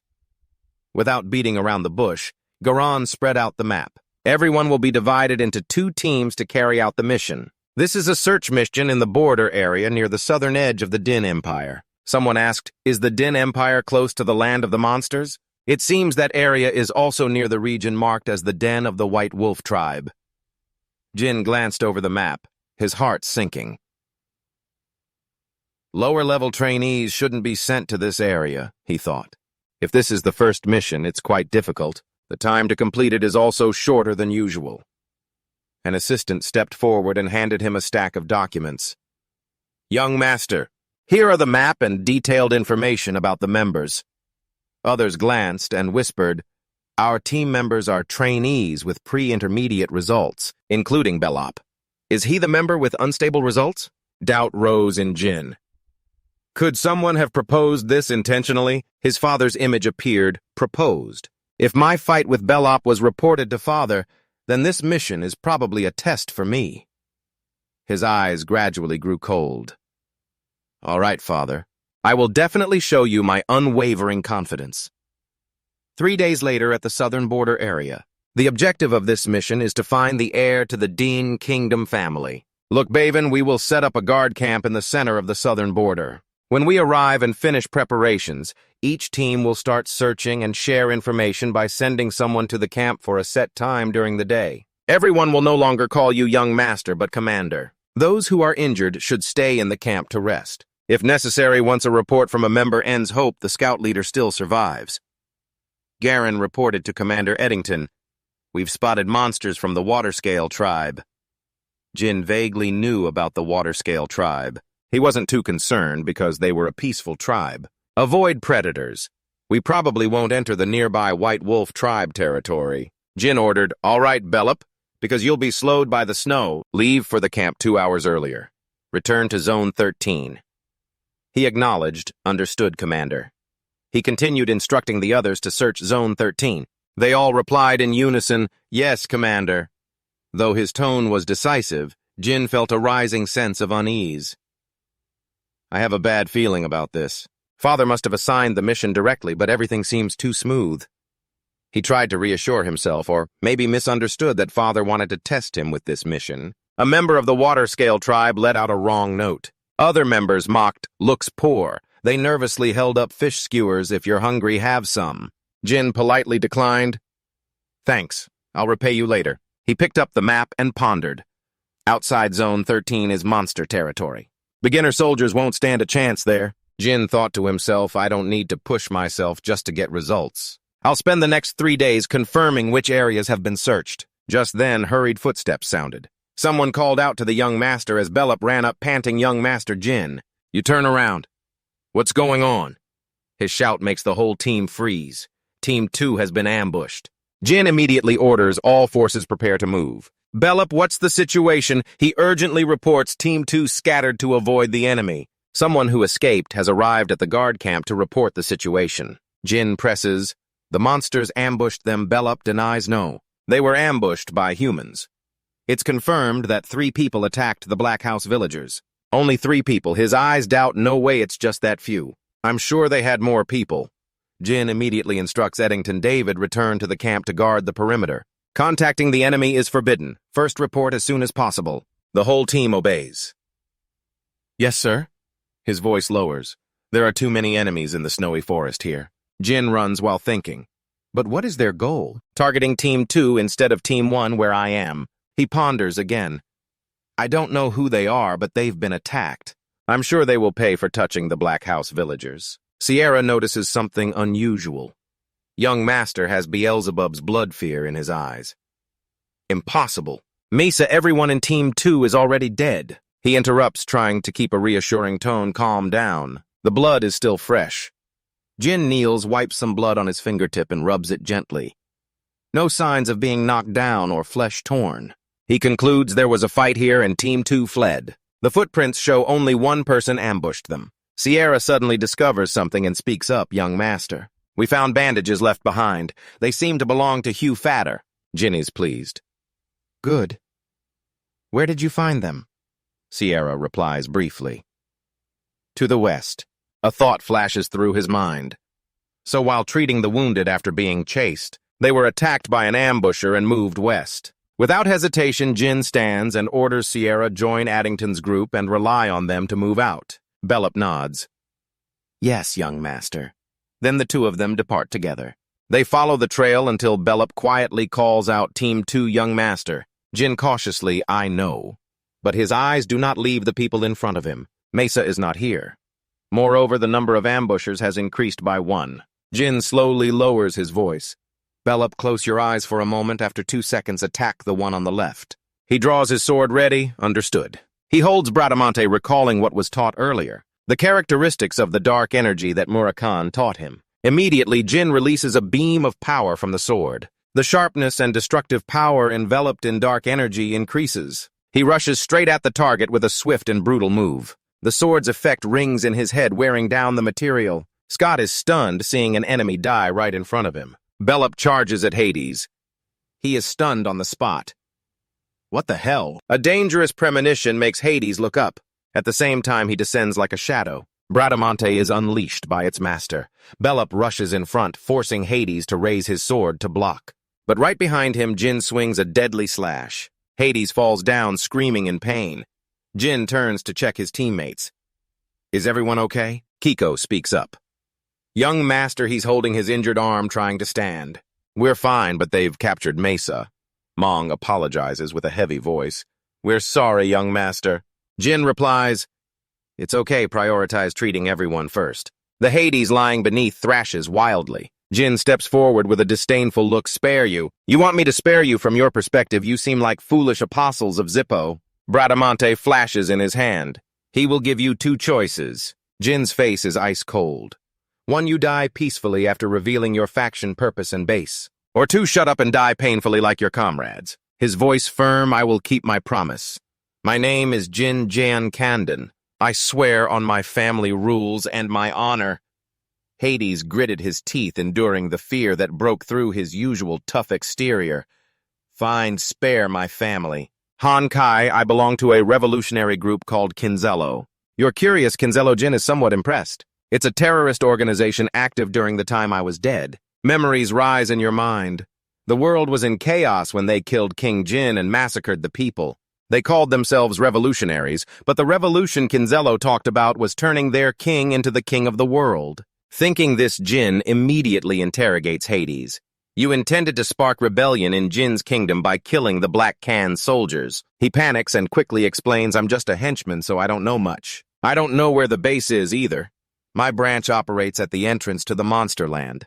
There are about 20 warriors and 4-star mages. You ask in a questioning tone at the end, why capture Mesa? Hades replies with a trembling voice, it's to promote our revolution. There was an order to capture a female soldier. Scott grits his teeth, cursing those filthy bastards. He is scared. That's all I know. Jin swings the sword in his hand. I will keep my promise.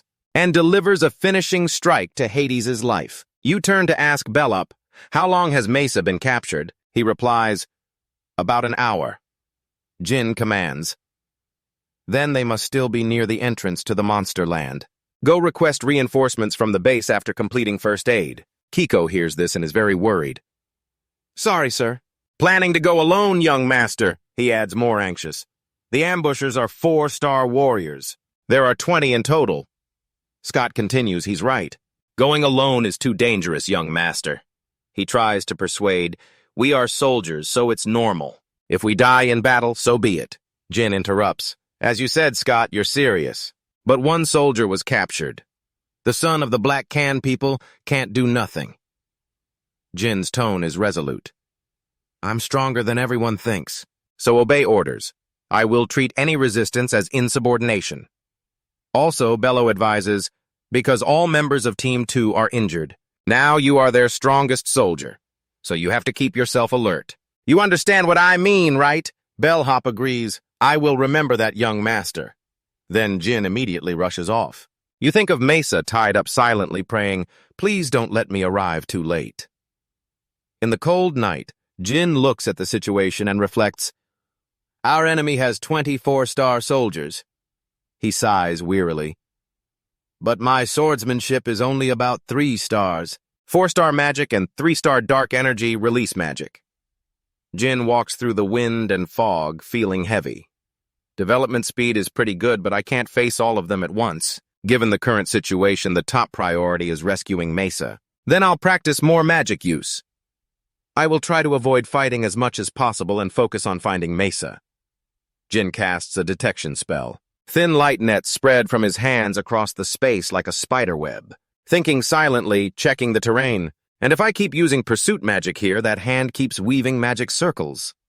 He commands the greenish lights toward the meadow. Jin immediately moves in the direction the magic indicates. They haven't gone far, but on the way he is suddenly ambushed. Lights repeatedly slice the wind toward Jin, accompanied by a voice shouting, "It's the kid Ranzanel!" Right after a group of figures rush out fiercely from the bushes. His hand flashes with surging green light beams, then shoots straight at the group. They are really stunned magic. That Black Can guy is using magic. Yelling echoes in the chaos. Damn it, just kill him. Jin immediately draws Bradamante to respond. A clean slash sends Muse flying away. The leader holding a fire-emitting staff roars from behind, "Get out of the way, Muse!" He immediately ignites it and fierce flames rush straight at Jin. In the blink of an eye, a stream of fire wraps completely around Jin's arm. Muse laughs arrogantly, confident that he is locked down. One hand engulfed in flames, but still unharmed. Jin uses his other hand to immediately deliver a critical strike to the opponent. The flames around your hands are not only controlled, but have also turned into fierce counterattack weapons. At this moment, Jin stood tall, one hand tightly gripping the sword, the other holding the blazing flame firmly. The hooded guy gasped when he saw that scene. However, he was determined to defeat him no matter what.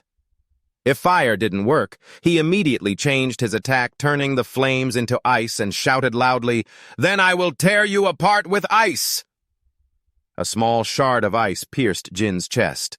His gaze remained bone-chillingly cold, piercing through the ice as if feeling nothing at all. That scene terrified the hooded guy, who exclaimed, "Impossible!" Then he stammered in shock how, in the silent night, a furious shout echoed my magic. Jin took each step silently, cursing those bastards Kinzello. Observing the situation, he thought quietly, "Looks like they don't intend to hide any traces. They've underestimated their opponent too much." Jin's hand lightly reached down. Surely they met someone else here and moved by a cart. Kinzello is a group with a proper hierarchy. They probably divide the loot according to ranks. He picked up the map and continued to think. Because they wouldn't dare touch the rewards meant for higher ranks, now is the only chance to safely rescue Mesa. Jin opened the map. Currently, he is near the territory of the monsters, so their base must be nearby. Thinking so, he summoned fire magic. I'll distract them and find a weakness to rescue Mesa. Immediately after, fireballs shot out like bullets. The flames burst fiercely, spreading throughout the forest. Jin continued creating blue whirlwinds. He silently calculated, if I do this, they'll run outside to put out the fire.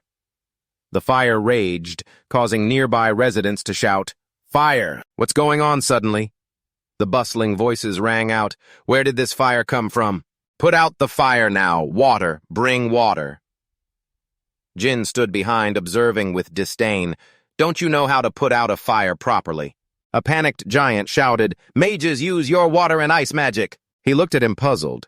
Is that their leader? The fire grew larger and frightened the people even more. The fire boss still didn't extinguish.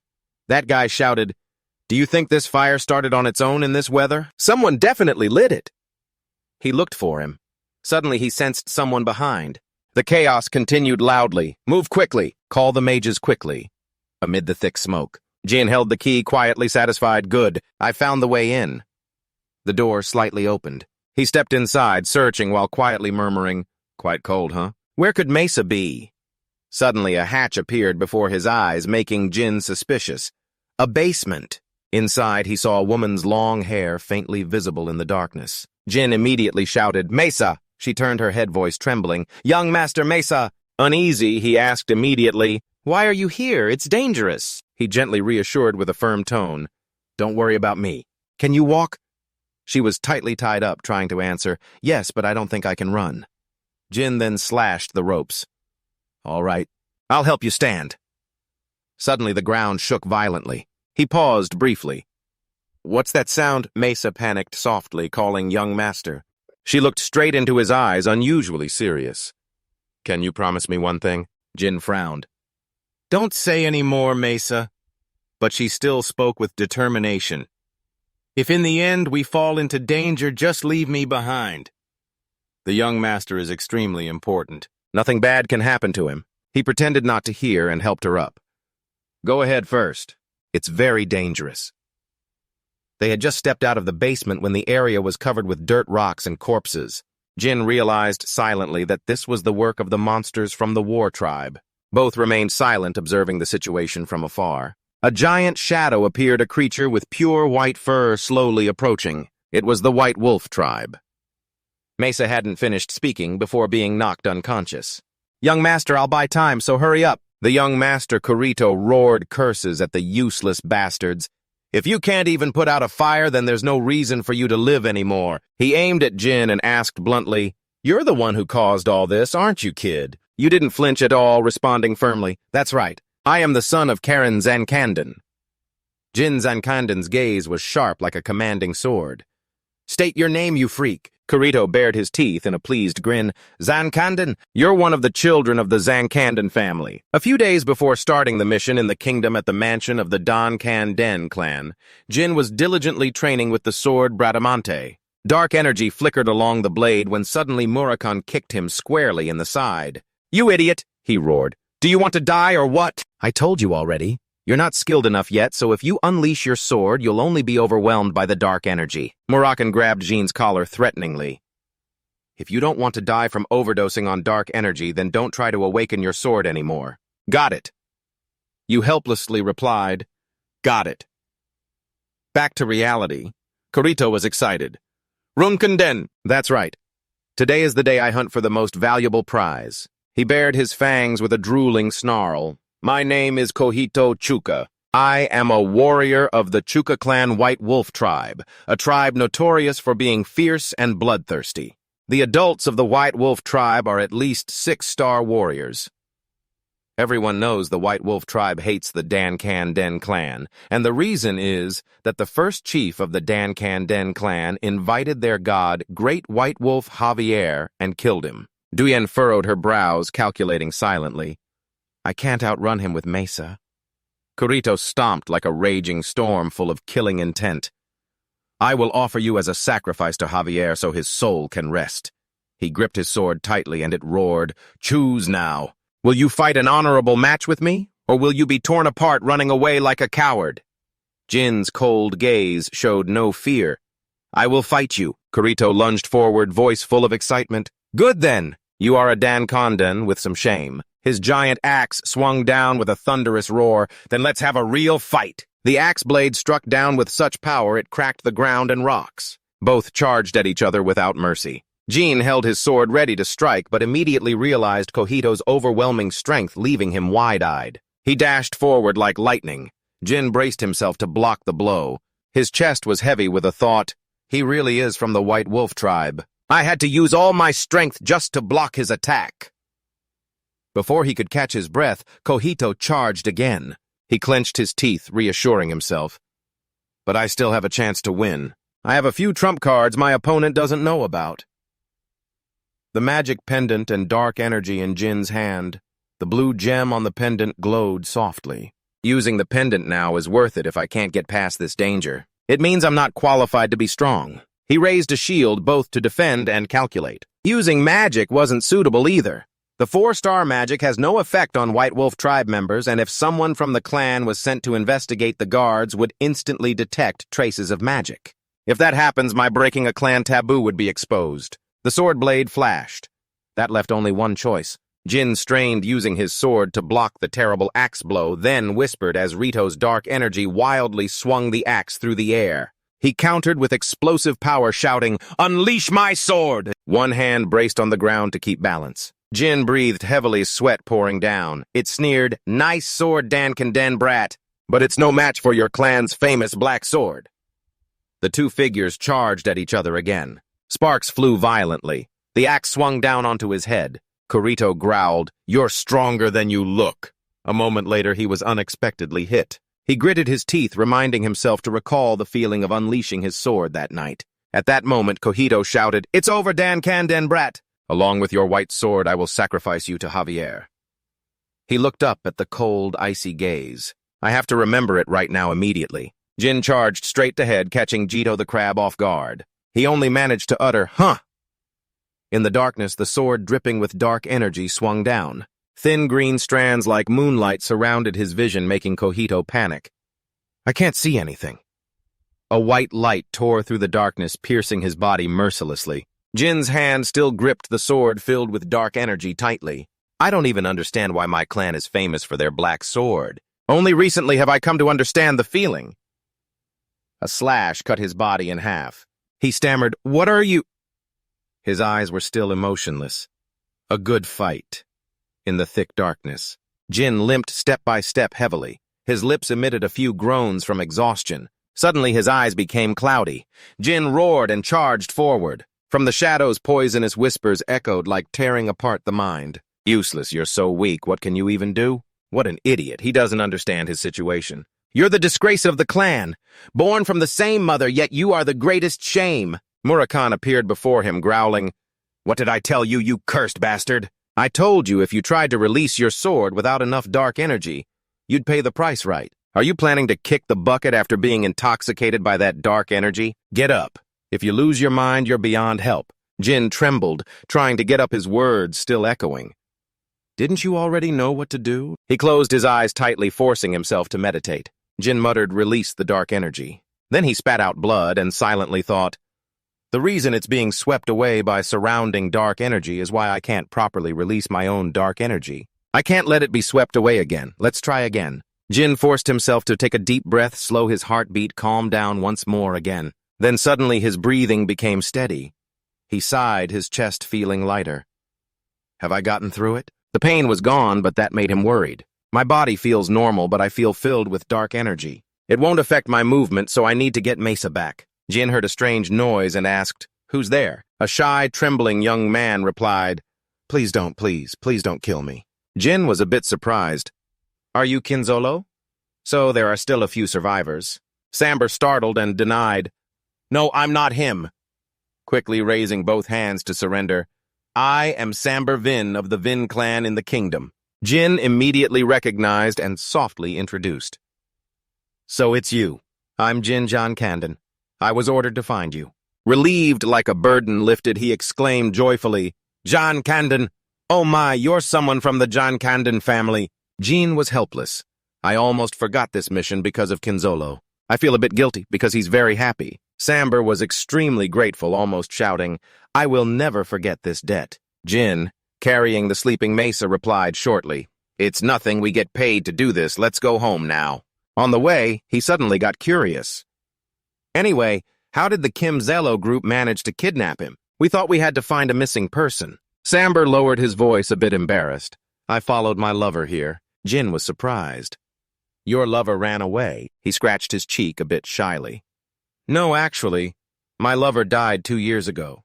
But from her face to her voice, even the 2 moles on her wrist, everything is exactly like when she was alive. It sounds crazy, but it's the truth. There's no way I'm mistaken." Hearing that, Jin fell into thought. Everything's identical, sounds like the actions of Booba, the shapeshifter they kidnapped Samber, probably for money. Does Booba have a connection with the Kinzello group? This is the second time I've run into him. I have a bad feeling. I should meet him face to face to see what kind of person he is. He continued thinking, calculating step by step. His repair workshop must be in the capital of the Kureno Formula territory. I should find an opportunity while still in the intermediate training class. Behind them. Bo bowed his head very low, his voice choked up. Thank you for listening without thinking I was crazy. He clasped his hands gratefully, tears streaming down. My clan will soon send reinforcements, so let's head back. You even agreed to train the night guards just for someone as small as me. Jin just glanced slightly, thinking silently. It's not for you, it's for Mesa. Zambo kept expressing, Lord Jin, I will remember this meeting for the rest of my life. You barely cared and just replied, okay. The sun is beginning to rise. He added, if you need any help, just say so. Jin replied with his usual indifferent tone, I will. Julie smiled brightly, proudly, saying, Congratulations on completing your first mission, young master. Your nanny is very happy. You only replied softly. Thank you, Julie kindly said. You must be tired. I've prepared a bath. Jin nodded still, as attentive as ever. Feeling the gaze from earlier, you stepped forward and reached out to stroke the cat. Look at this. Nabi, were you well behaved while I was gone? Suddenly it bit your hand. Jin reflexively threw it far away. The rule rang out. Throwing animals is not allowed. Murakan is a dragon, so it's fine, you shouted. What the hell bit me, Murakan? Now with a lump on his head, fluffing his fur angrily. Are you crazy? Got a screw loose? It lunged forward, scratching, clawing, while scolding me. Remember I told you not to release soul energy. How many times have I warned you that you could die? All for your own good. Jin tried to resist. Wait, listen to me. But the cat form faded, revealing Murakan in anger. He grabbed you and shook you hard. What the hell is there to listen to? What's more important than the life of the only person who signed a contract with Soldereth? Julie quickly intervened. Lord Murakan, the young master, just returned. He lowered his voice. Step aside, strawberry cake, this is serious. She reluctantly replied, I understand, turning to Jin. Murakan continued like thunder. A cadet was kidnapped right before my eyes. Could I just stand by blinking? I was worried she might be in danger. What about the pendant with you? Is it just decoration? Its meaning is 100 times greater than just hanging around your neck. You adjusted your shirt veins, bulging as you argued. That's such a waste. Who knows when I'll face a much stronger enemy? He became even more shocked, wasteful. Julie interjected helplessly, Lord Murakan. Diane, calmly. Is this really that shocking? He seemed driven mad. Damn, brat. You frowned, slightly, puzzled. Wait, but how do you know I awakened the sword? He snorted coldly. Your soul energy increased from 3 stars to almost 4 stars. I'm not blind. Dien tried to sense the energy flow, clearly startled softly. I really feel full of energy. It turns out I've leveled up. Murakan spoke sharply. You should be grateful to Soldereth for still keeping you alive. He pointed to the blue flame flickering in your hand and spoke slowly. Among the 10 people who experienced soul energy overload, well now, 11, never mind. Among all 9 who died, Jin was a bit curious if he could identify one of the 2 people who survived. The first clan head Murakan pointed to himself nonchalantly. That's not me. Tama must be dead, you were surprised, but waved it off with little concern. So you and I aren't much different. Don't worry, I don't want to go through that kind of pain again. I'm going to take a bath now. He roared angrily. That brat strawberry cake, you should starve him until he comes to his senses. Julie calmly avoided, I'll take my leave to prepare food for the young master. So Murakan was left muttering to himself pitifully, strawberry cake, that kid is enviable. In a luxurious room, a cold voice rang out. Jin fought and defeated a warrior of the White Wolf clan. How could such nonsense happen? Someone answered, of course it's nonsense. They were just some bandits disguised as wolves. Mew was surprised and suspicious. How could a rookie 3-star knight kill a White Wolf clan member? On Dan Kanden. The 9th generation of the Dan Kanden family smiled mysteriously. Actually, there is a way to do that. The guy Jin faced was probably pretty weak. Mew Rand and the 8th generation of the Rand Kanden family immediately retorted, but it still makes no sense, and is even harder to believe. Even Mom trusts its outward appearance. Her eyes glanced over with a hidden meaning. Is that right? Or is it Tona here? Tona and the 2 guys quickly forced a smile and joined in, of course. But when Anne looked away, Tona whispered softly, Do you really think Jin killed him? Tona replied quietly, He's a monster, but that's going too far. Then he said loudly in frustration, The issue isn't whether he killed the White Wolf tribe member, but that he's about to join the intermediate training class. The other hesitated, then nodded in agreement. Both unconsciously imagined the terrifying look he'd have if Jin joined the intermediate class. It'd be the end of us. His voice echoed in their heads. Should I hit you two with a sword or with my fists? Both of them turned pale, their faces filled with despair, as if a rock was hanging over their heads. Miu smiled faintly. What are you whispering about? Is moving to the intermediate class really that scary? Tona brothers said in unison, of course not. She turned her head, smiling mockingly. Just be honest with your big sisters. Suddenly her gaze turned cold and terrifying because what I hate most is the lies from deceitful mouths. They make me want to cut that tongue off entirely.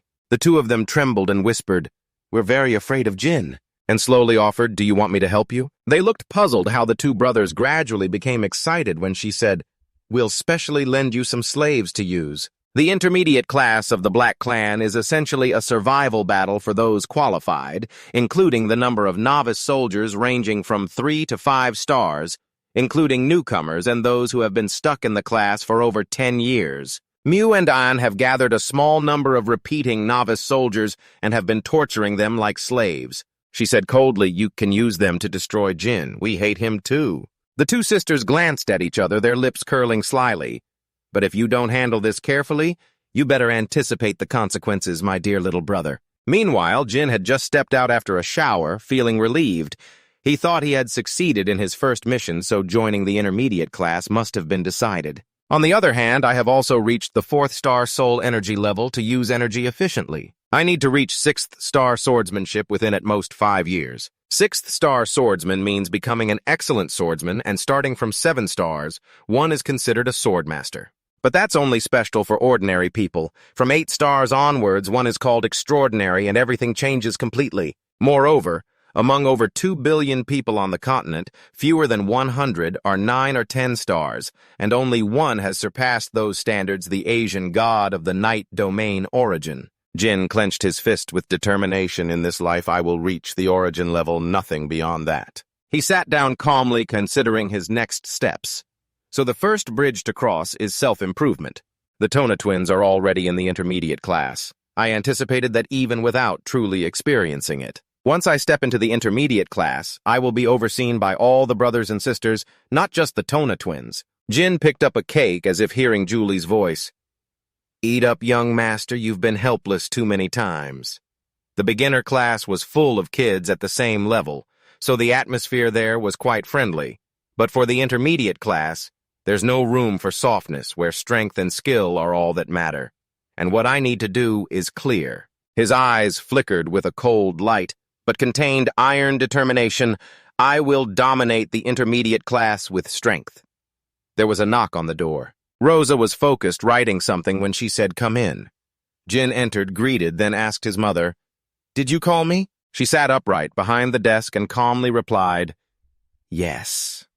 Rosa slowly continued, I heard you completed the mission safely, excellent results. Jin smiled briefly. Thank you, Mom. Then he remembered. Right, according to Becho's report. Hearing this, Rosa suddenly became serious. Did you refuse my offer to change rooms? She folded her hands, leaning slightly forward, the atmosphere filling the room. As you know, that room is only for those who might become the future head of the family. Since the old patriarch's time when he was still a child, it's remained empty. From now on, you should use it, Dai replied coldly. Thank you, Mom, but I won't accept it. Rosa frowned slightly. Why? He calmly explained. It might be a good room, but in the end it's just a room, and to me that room seems a bit too much. She asked clearly. So you really don't want it? Jean nodded. Yes, I've made my decision. Rosa was silent, her fingers tapping rhythmically on the table as she thought. Finally, she nodded gently. All right, you may leave now. Jin bowed and left. Yes, Mother. Left alone, Rosa rested her chin on her hand and sighed helplessly. I can't tell if my youngest son is not greedy or if he's too ambitious. What I just mentioned is the Elder's room, the room reserved for the child who will take over the Black Guard in the future. The boy should know that the moment he steps into that room, he will receive support worthy of that place. but at the same time he will become the target of other children who want to take it over. Surely the boy has realized that I am testing him. Now let's see how you behave in the intermediate class.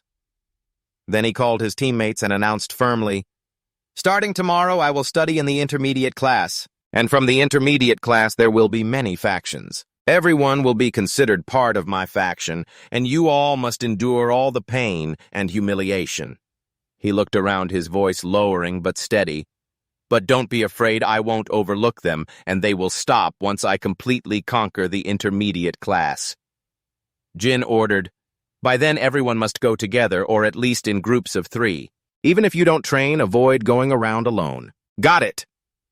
Everyone responded clearly in unison. The next morning at School Z, the elder blackguard of the 8-star Black Knight Guard Siren's younger brother stepped forward and shouted, "Attention!" His voice thundered. "This year, 10 new recruits have joined us and 27 trainees have dropped out. Newcomers should learn the way of an intermediate cadet from their seniors. My job is to teach end-grade swordsmanship, except for killing. All situations or accidents should be handled by yourselves." Dape suddenly shouted at the veterans. "What do I always teach?" They shouted back like a chant to pressure the newcomers. "The Black Guard does not need the weak." Jin sighed lightly. "Too loud, these words are full of malice aimed at discouraging us." Scanning the ranks, he suddenly recognized the familiar faces of the Tona brothers. But Jin's gaze quickly stopped at the one standing next to them. Cajun, the one standing beside them, seemed to be a long-time cadet. I don't think they recruited him themselves. I wonder if they received help from Mew and An. I'm sure they want to discourage the newcomers, but suddenly I move quietly and Mesa notices. I will show them they are wrong. Jin stepped forward, standing firmly before all the students. The Tona brothers were momentarily shocked. What the hell? Why is that crazy guy coming towards us? The other one tried to calm down. Don't be scared. From today, we have Mew and An backing us. He suddenly drew his sword. The cold steel flashed without warning. The blade swung down at Kajin. The Tona brothers were completely stunned. Jack was also surprised by the scene. Jean had cut off Kajin's right arm. Kajin staggered and collapsed, clutching his wound, screaming in pain. Jin sheathed his sword, his face calm as if he had just done something obvious. The one who needed warning. He coldly uttered, "Fetch a medic." But inside he was ice cold. "Not for me, but for you all." Detona rushed forward, angrily shouting, "Jin, are you crazy? Why did you suddenly swing your sword like that?" He didn't even glance over, calmly asking the trembling cadet on the ground. "What's your name?" He replied, trembling, "I am Kajin Romello." Jin continued evenly, "Do you know why I cut you?" Detona hissed, drawing his sword and pointing it straight at Jin. "Hey, why are you ignoring us? Draw your sword again." Jin turned his head, his sharp gaze cutting across him. "Brother, don't you see I'm talking to Kajin? I'll accept a fight later, but for now be quiet." The two Tona couldn't hold back and stepped forward, growling, "You bastard! How dare you behave like that after cutting our cadet?" As he spoke, he suddenly realized he had misspoken. Jin smirked slightly, a sarcastic smile clear, "Our cadet. So this friend here is on your side. Your brother only cut him because he looked at me with bloodthirsty eyes." Around them, the cadets whispered, "Is this a power struggle?" Was observed from the start and smiled faintly. Instead of discouraging my younger brother, they were taught a lesson.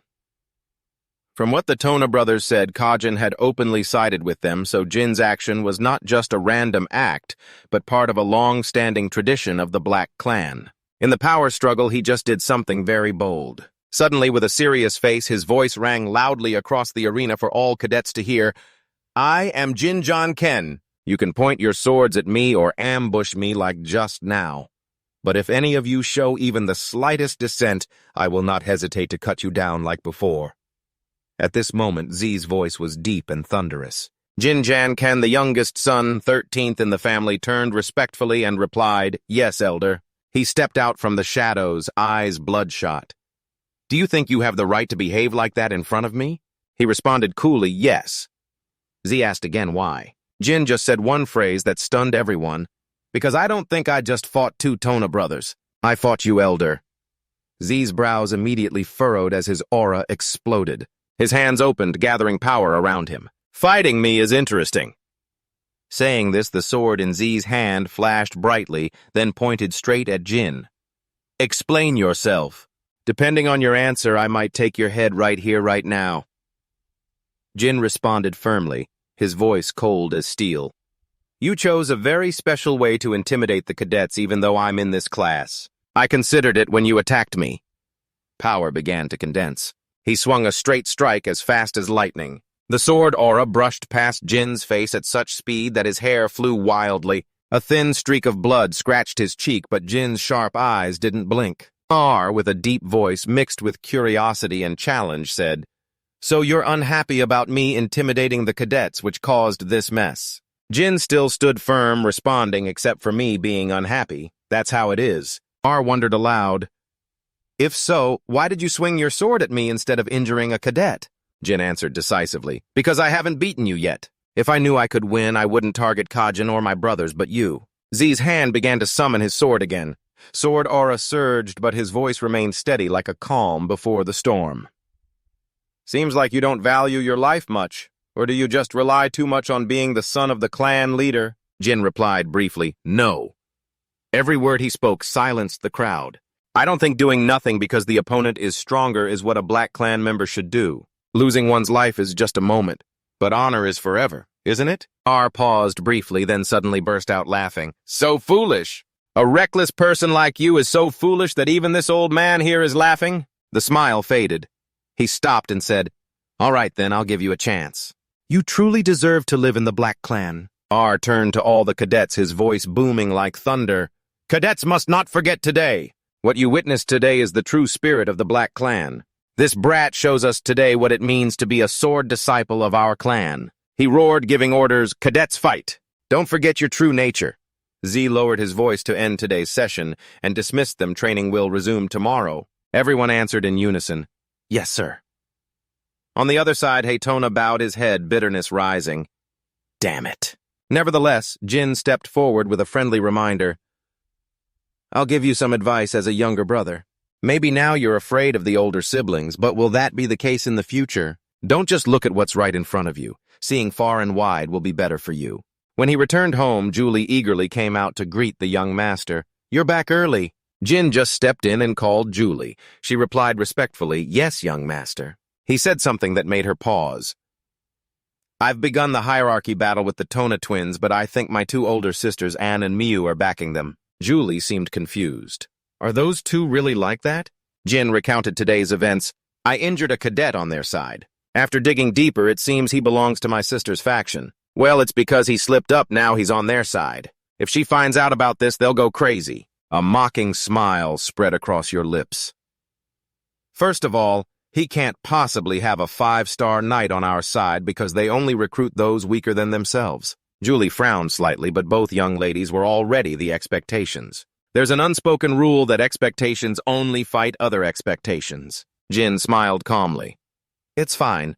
I'm actually quite happy that you've started disciplining me. This is a big secret among the sisters because they are all expectations. There's no reason for them to attack me. The only thing they can do is disrupt the distribution of my team members and the difficulty of missions using their expectation privileges, making it easier for me to get injured or killed. However, among the high-difficulty missions, there are quite a few solo missions. And on solo missions, no one supervises me, meaning I can use my full strength on those missions. Julie's eyes lit up with sudden understanding. If that's the case, then this is actually a good opportunity. Jin smiled excitedly. That's right, I just need to thank you all and improve my performance. Jin bent down, picked up Murakan, and continued. And I'm sure bringing a cat along won't be a problem either. It rolled its eyes. Oh my gosh, you're still acting so nonchalant. But Murakan, I'm not taking you on missions because I have another task for you. Murakan tilted its head, sounding annoyed. Another task. It immediately asked what it was. Jin just smiled mysteriously. I'll tell you next time, so until then the two of us have to stay low-key. Julie also smiled and nodded slightly. Yes, young master. During training, Z's deep, hoarse voice rang out, Bring along the familiar pressure. Next, after the three of you complete the afternoon training session, you will be specially trained in a secret training ground only accessible to those with Black Snake bloodline. These are privileges reserved for purebloods like you, but don't expect the training to be easy. Understood, the young recruits replied in unison. Yes, sir.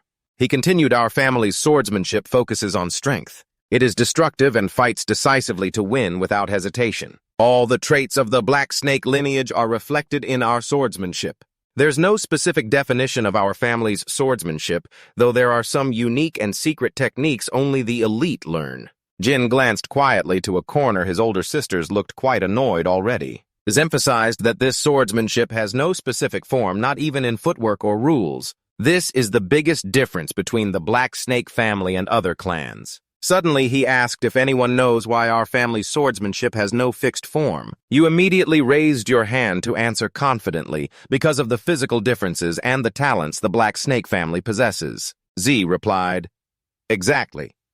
Being Black Snake means you have noble blood. You have a body and swordsmanship talent beyond what ordinary people can imagine. Even if somewhat unorthodox, you are still far superior to normal people." He smirked cunningly. "What you've learned so far has been easy and simple. Now I will give each of you a steel ball." Dean took it, holding it suspiciously. "What is this?" "Is there something inside the steel piece?" Z explained specifically. "It's called a clear stone because when you hit it, it makes a clear sound." He began bringing the sword close to the ball. "Now I will let you hear the 3 types of sounds the clear stone creates. Listen carefully." Then Z lightly tapped the ball with the sword, producing a piercing sound, sharp as a blade cutting the eardrum, causing many to wince. "What's that?" he asked coldly. "An unpleasant sound, right?" This time Z tightened his grip, swung the sword hard against it, producing the next sound. But the sound was not piercing. It was clear and resonant like metal singing in the air, impressing everyone. He slowly said, "As you just heard, the clear stone produces different sounds depending on the force used to strike it. If you don't strike hard enough, it makes a very dull sound. And if you strike it just hard enough, the sound will be amazing." Jin immediately understood. "I get it. This is a training exercise so that every time we strike it, this sound appears, meaning it's to train the ability to control power, mental strength, and focus."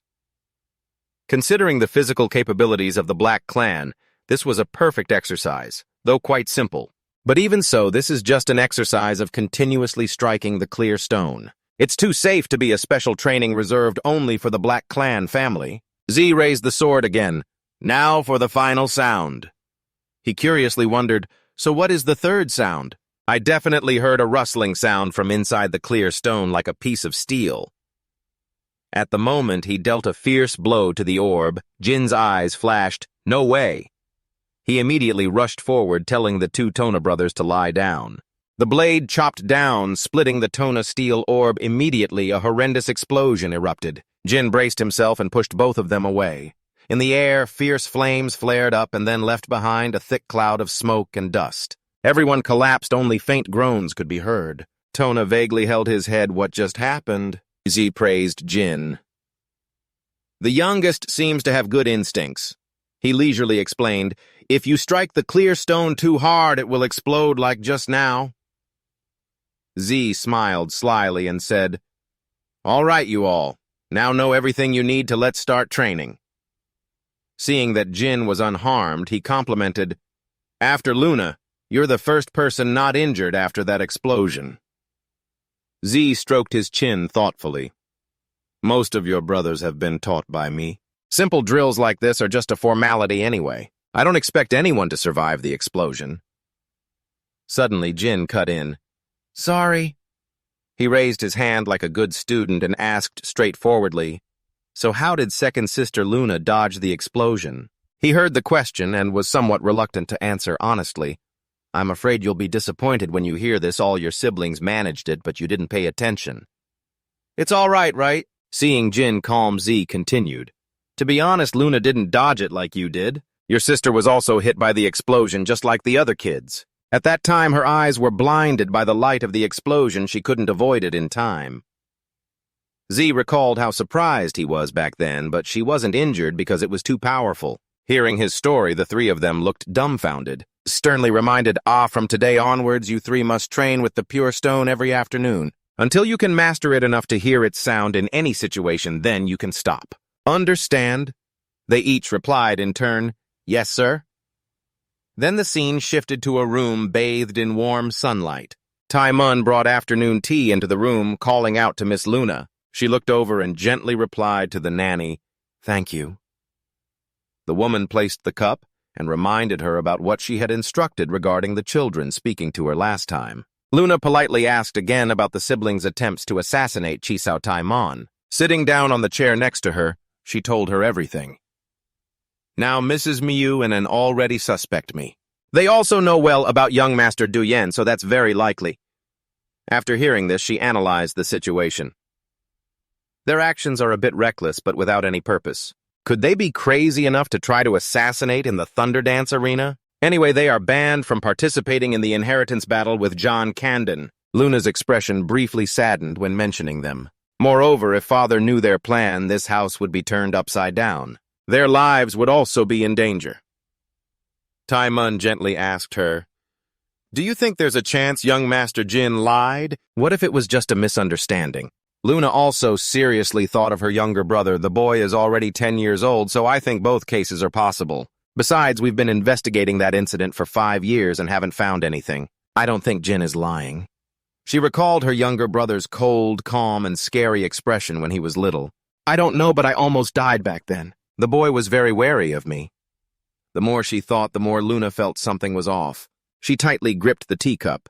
It's not like the boy just suddenly felt that way. I think it was intuition telling him the boy sensed something. Hearing this, the woman asked for her opinion.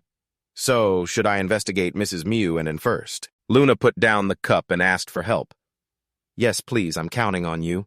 Whenever we reach a dead end like this, I get really worried. This makes me have a bad feeling. Taimon worried. I'm the one who should be worried. I'm afraid you'll get hurt by your siblings again. She smiled faintly, reassuring the nanny. I passed that age of 13 a long time ago. You don't need to worry about me. Speaking of this, Luna suddenly wondered, by the way, is Jin doing well? Taimon understood what she was curious about regarding Lord Z's training. What is it? She propped her chin and replied, It's about time the boy shows me the results of his training. Luna smiled gently, imagining the training scene. He'll probably get a little hurt by Thwanthak, but he'll do fine. Watching the boy grow up makes me really happy. The next day began 4 hours of afternoon training. Jin was sweating all over, panting, thinking to himself, of all the training sessions I've been through, this one really makes me feel terrible. Jack sat watching the data and patiently ordered, take a 5-minute break.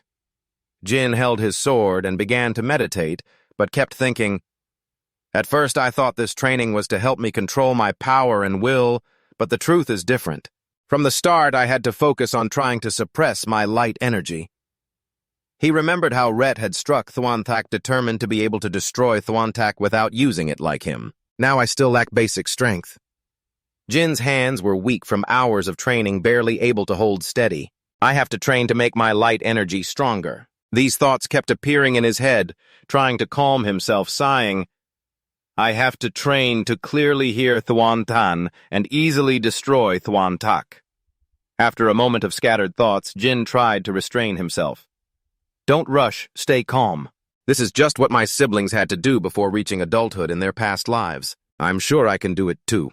Reet opened his eyes, glancing at the three of them, his gaze fiery red as if seeing through everything.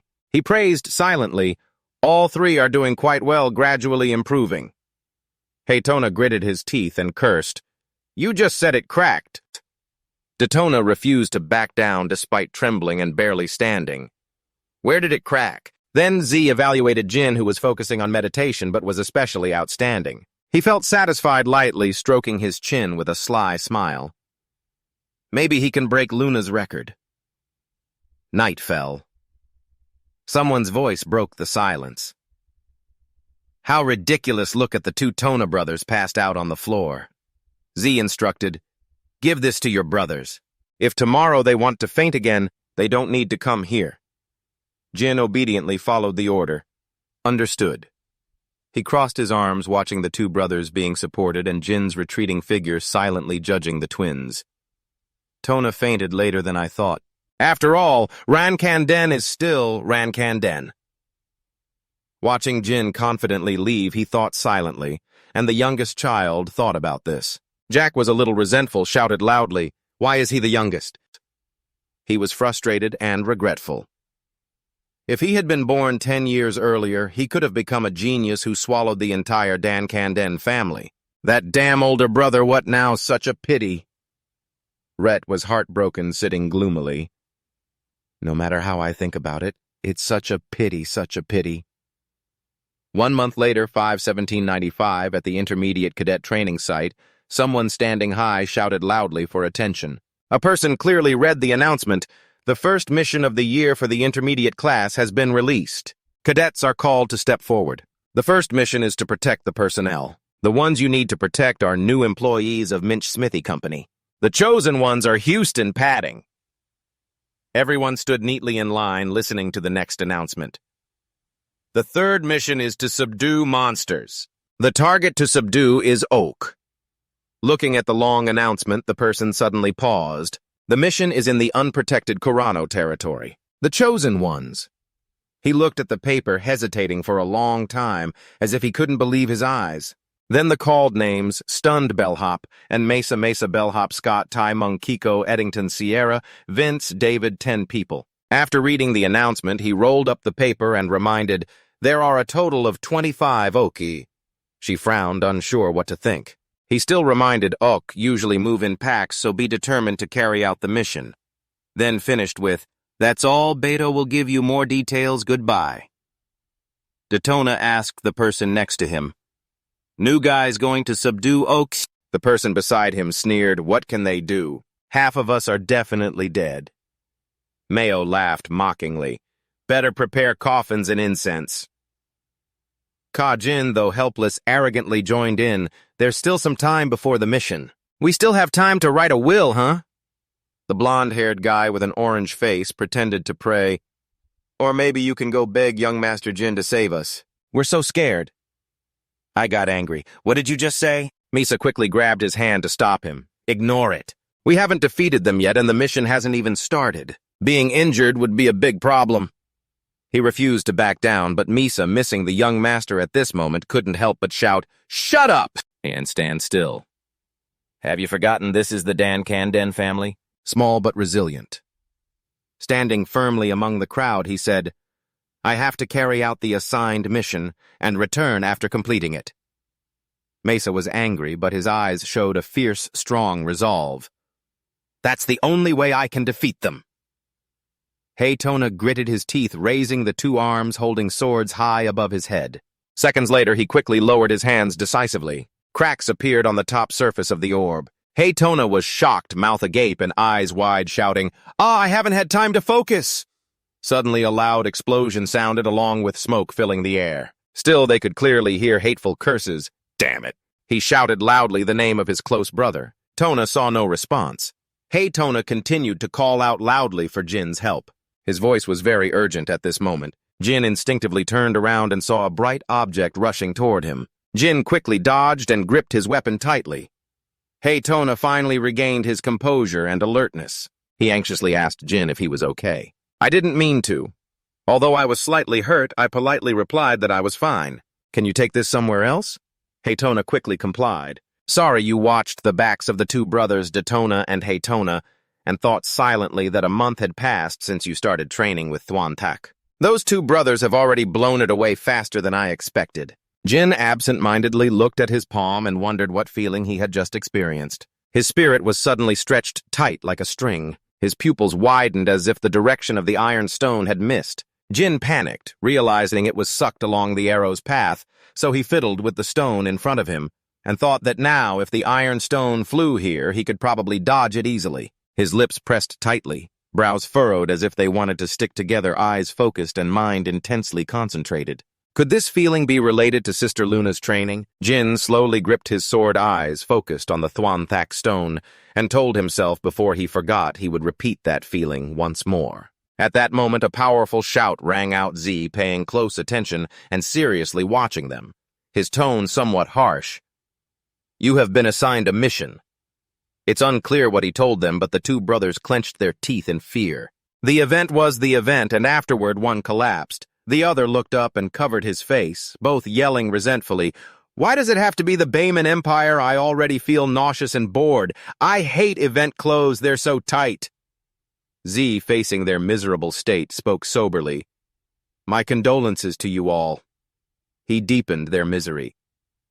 Thanks to you, the others don't have to dance at the Empire's banquet hall. But suddenly Z's tone changed, as if interrogating eyes narrowed angrily. Even if it's an event, it's still a mission. How dare you complain? With that attitude again, let me show you what it really means to want to die. The two brothers straightened their backs and said in unison, "Sorry, Uncle."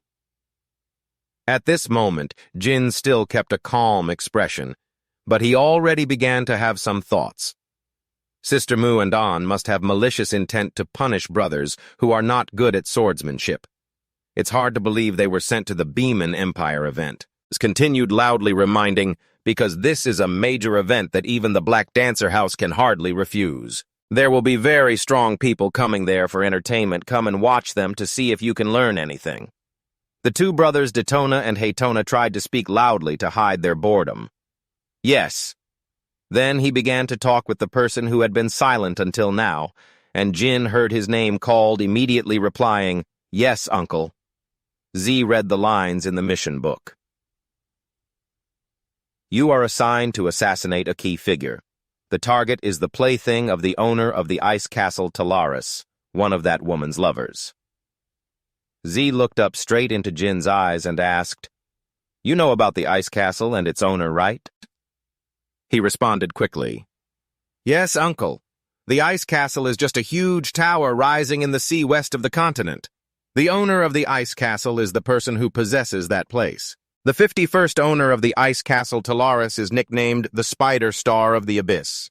She is famous for cruelly torturing anyone who dares touch her lover."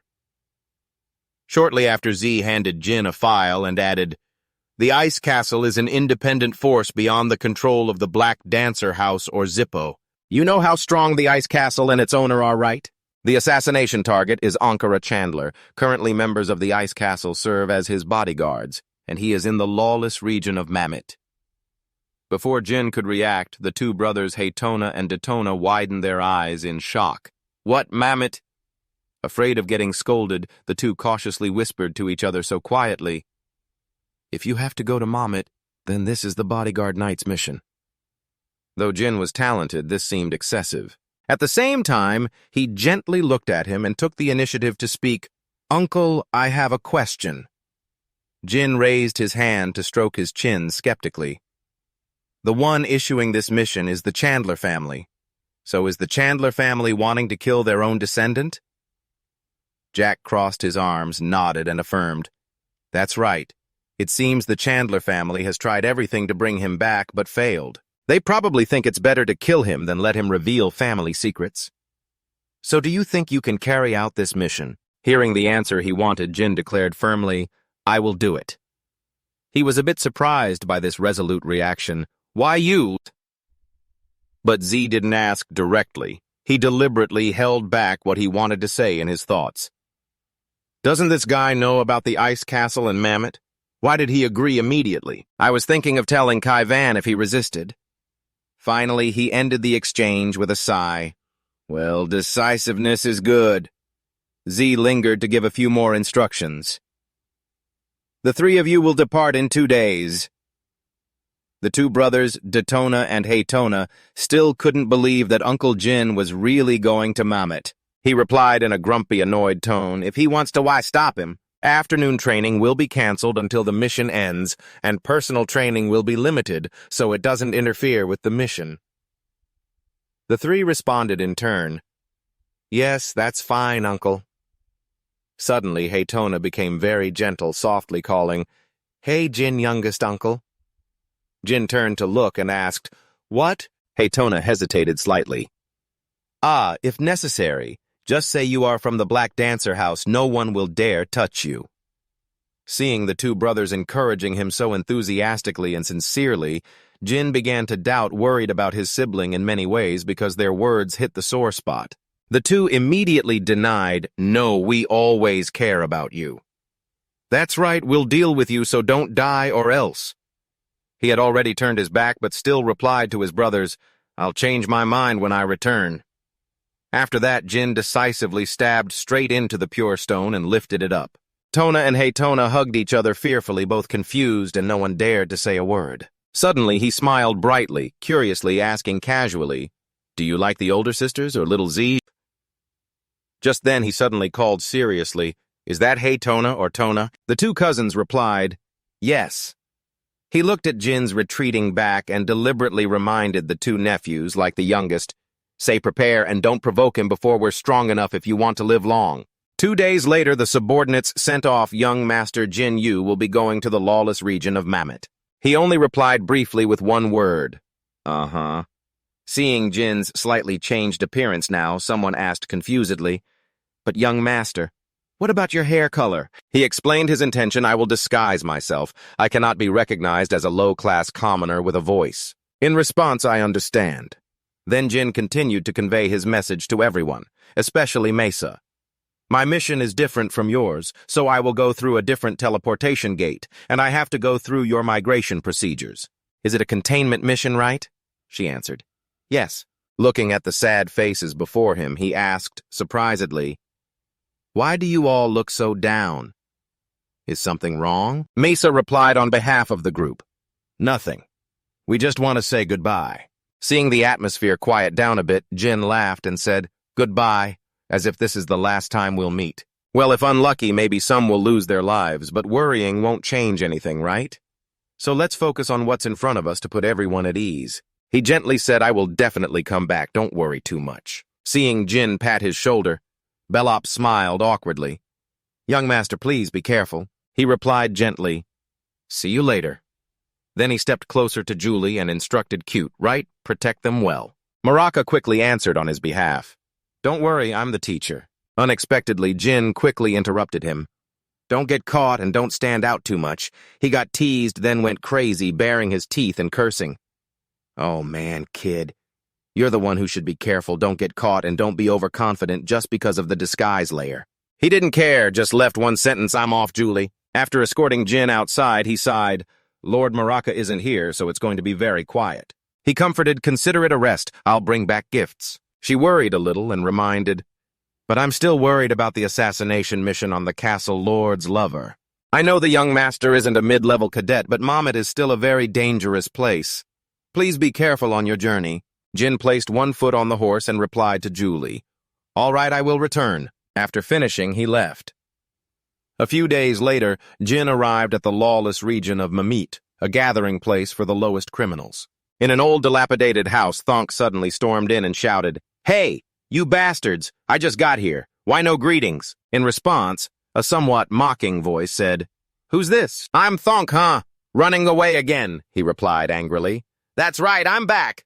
The place he just entered was the sanctuary of undisciplined criminals rumored to be heavily influenced by those terrible people. Just then, suddenly, there was a suspicious creaking sound outside the door. Thonk and those inside turned to look. Outside the door stood Jin confidently. He glared at them and continued his thoughts. "Because this place is influenced by those guys. Not even grass can grow here." A few tough guys stared at Jin and asked, "Huh, is there really a newcomer?" He walked straight inside, coldly tossed a coin, then requested cold water and something simple. His arrogant and disdainful action made a few of them hiss, "Look at this guy." Thong curiously came over, putting his hand on Jin's shoulder to ask new guy with a big mouth, "Who are you?" A former 9th-level renegade knight. Was he kind at first? Then his true nature as a fake and a gangster started to show. "Hey, new guy, you should learn our laws if you're new here. Now be quiet, kneel down, and lick my toes." As soon as Thonk finished speaking, Jin grabbed his collar. Just seconds later, the table was stained with a few drops of red blood. He slammed the table, stood up, his voice threatening. "How much longer do you want me to wait?" All the others were stunned for a moment, none able to react. Then suddenly they all burst out laughing. "We're done for. I knew this day would come." Jin shrugged helplessly and thought, "As the master said, this place is full of real crazies. To be accepted by these criminals, you have to show them skill and courage." His fingers clenched tightly around the small knife as he stepped firmly toward the group. "He has helped me a lot in this life, and the last I hope one day to repay my master." He first seated the person at the bar counter. The waiter brought out a plate of cakes and a glass of water. He seemed more polite than those thugs and spoke quite properly. "I'm not poisoning you." Jin replied without any emotion. Poison is forbidden here, at least I know that. The owner began to ask more questions. You're young, but know a lot. Do you have family here? Jin answered bluntly. That's none of your business. His expression clearly showed he disliked Jin's attitude, so he asked another question. What do you want my tui? I have this dish that's doing great selling out these days, or are you looking for someone? Jin didn't even glance and answered curtly, later, but then he softened his tone. Is there anyone named Zippo here? The owner crossed his arms, closed his eyes, trying to remember, but had to say no, I'm sure. Jin didn't press further and asked, I see, if so, can you suggest a few places to stay overnight? Preferably places without bug infestations. He thoughtfully directed Jin to a spot that fit those criteria, a guest house named Moonwell to the west of the city, where the king of Mammoth stays, so no need to cause a commotion there like just now.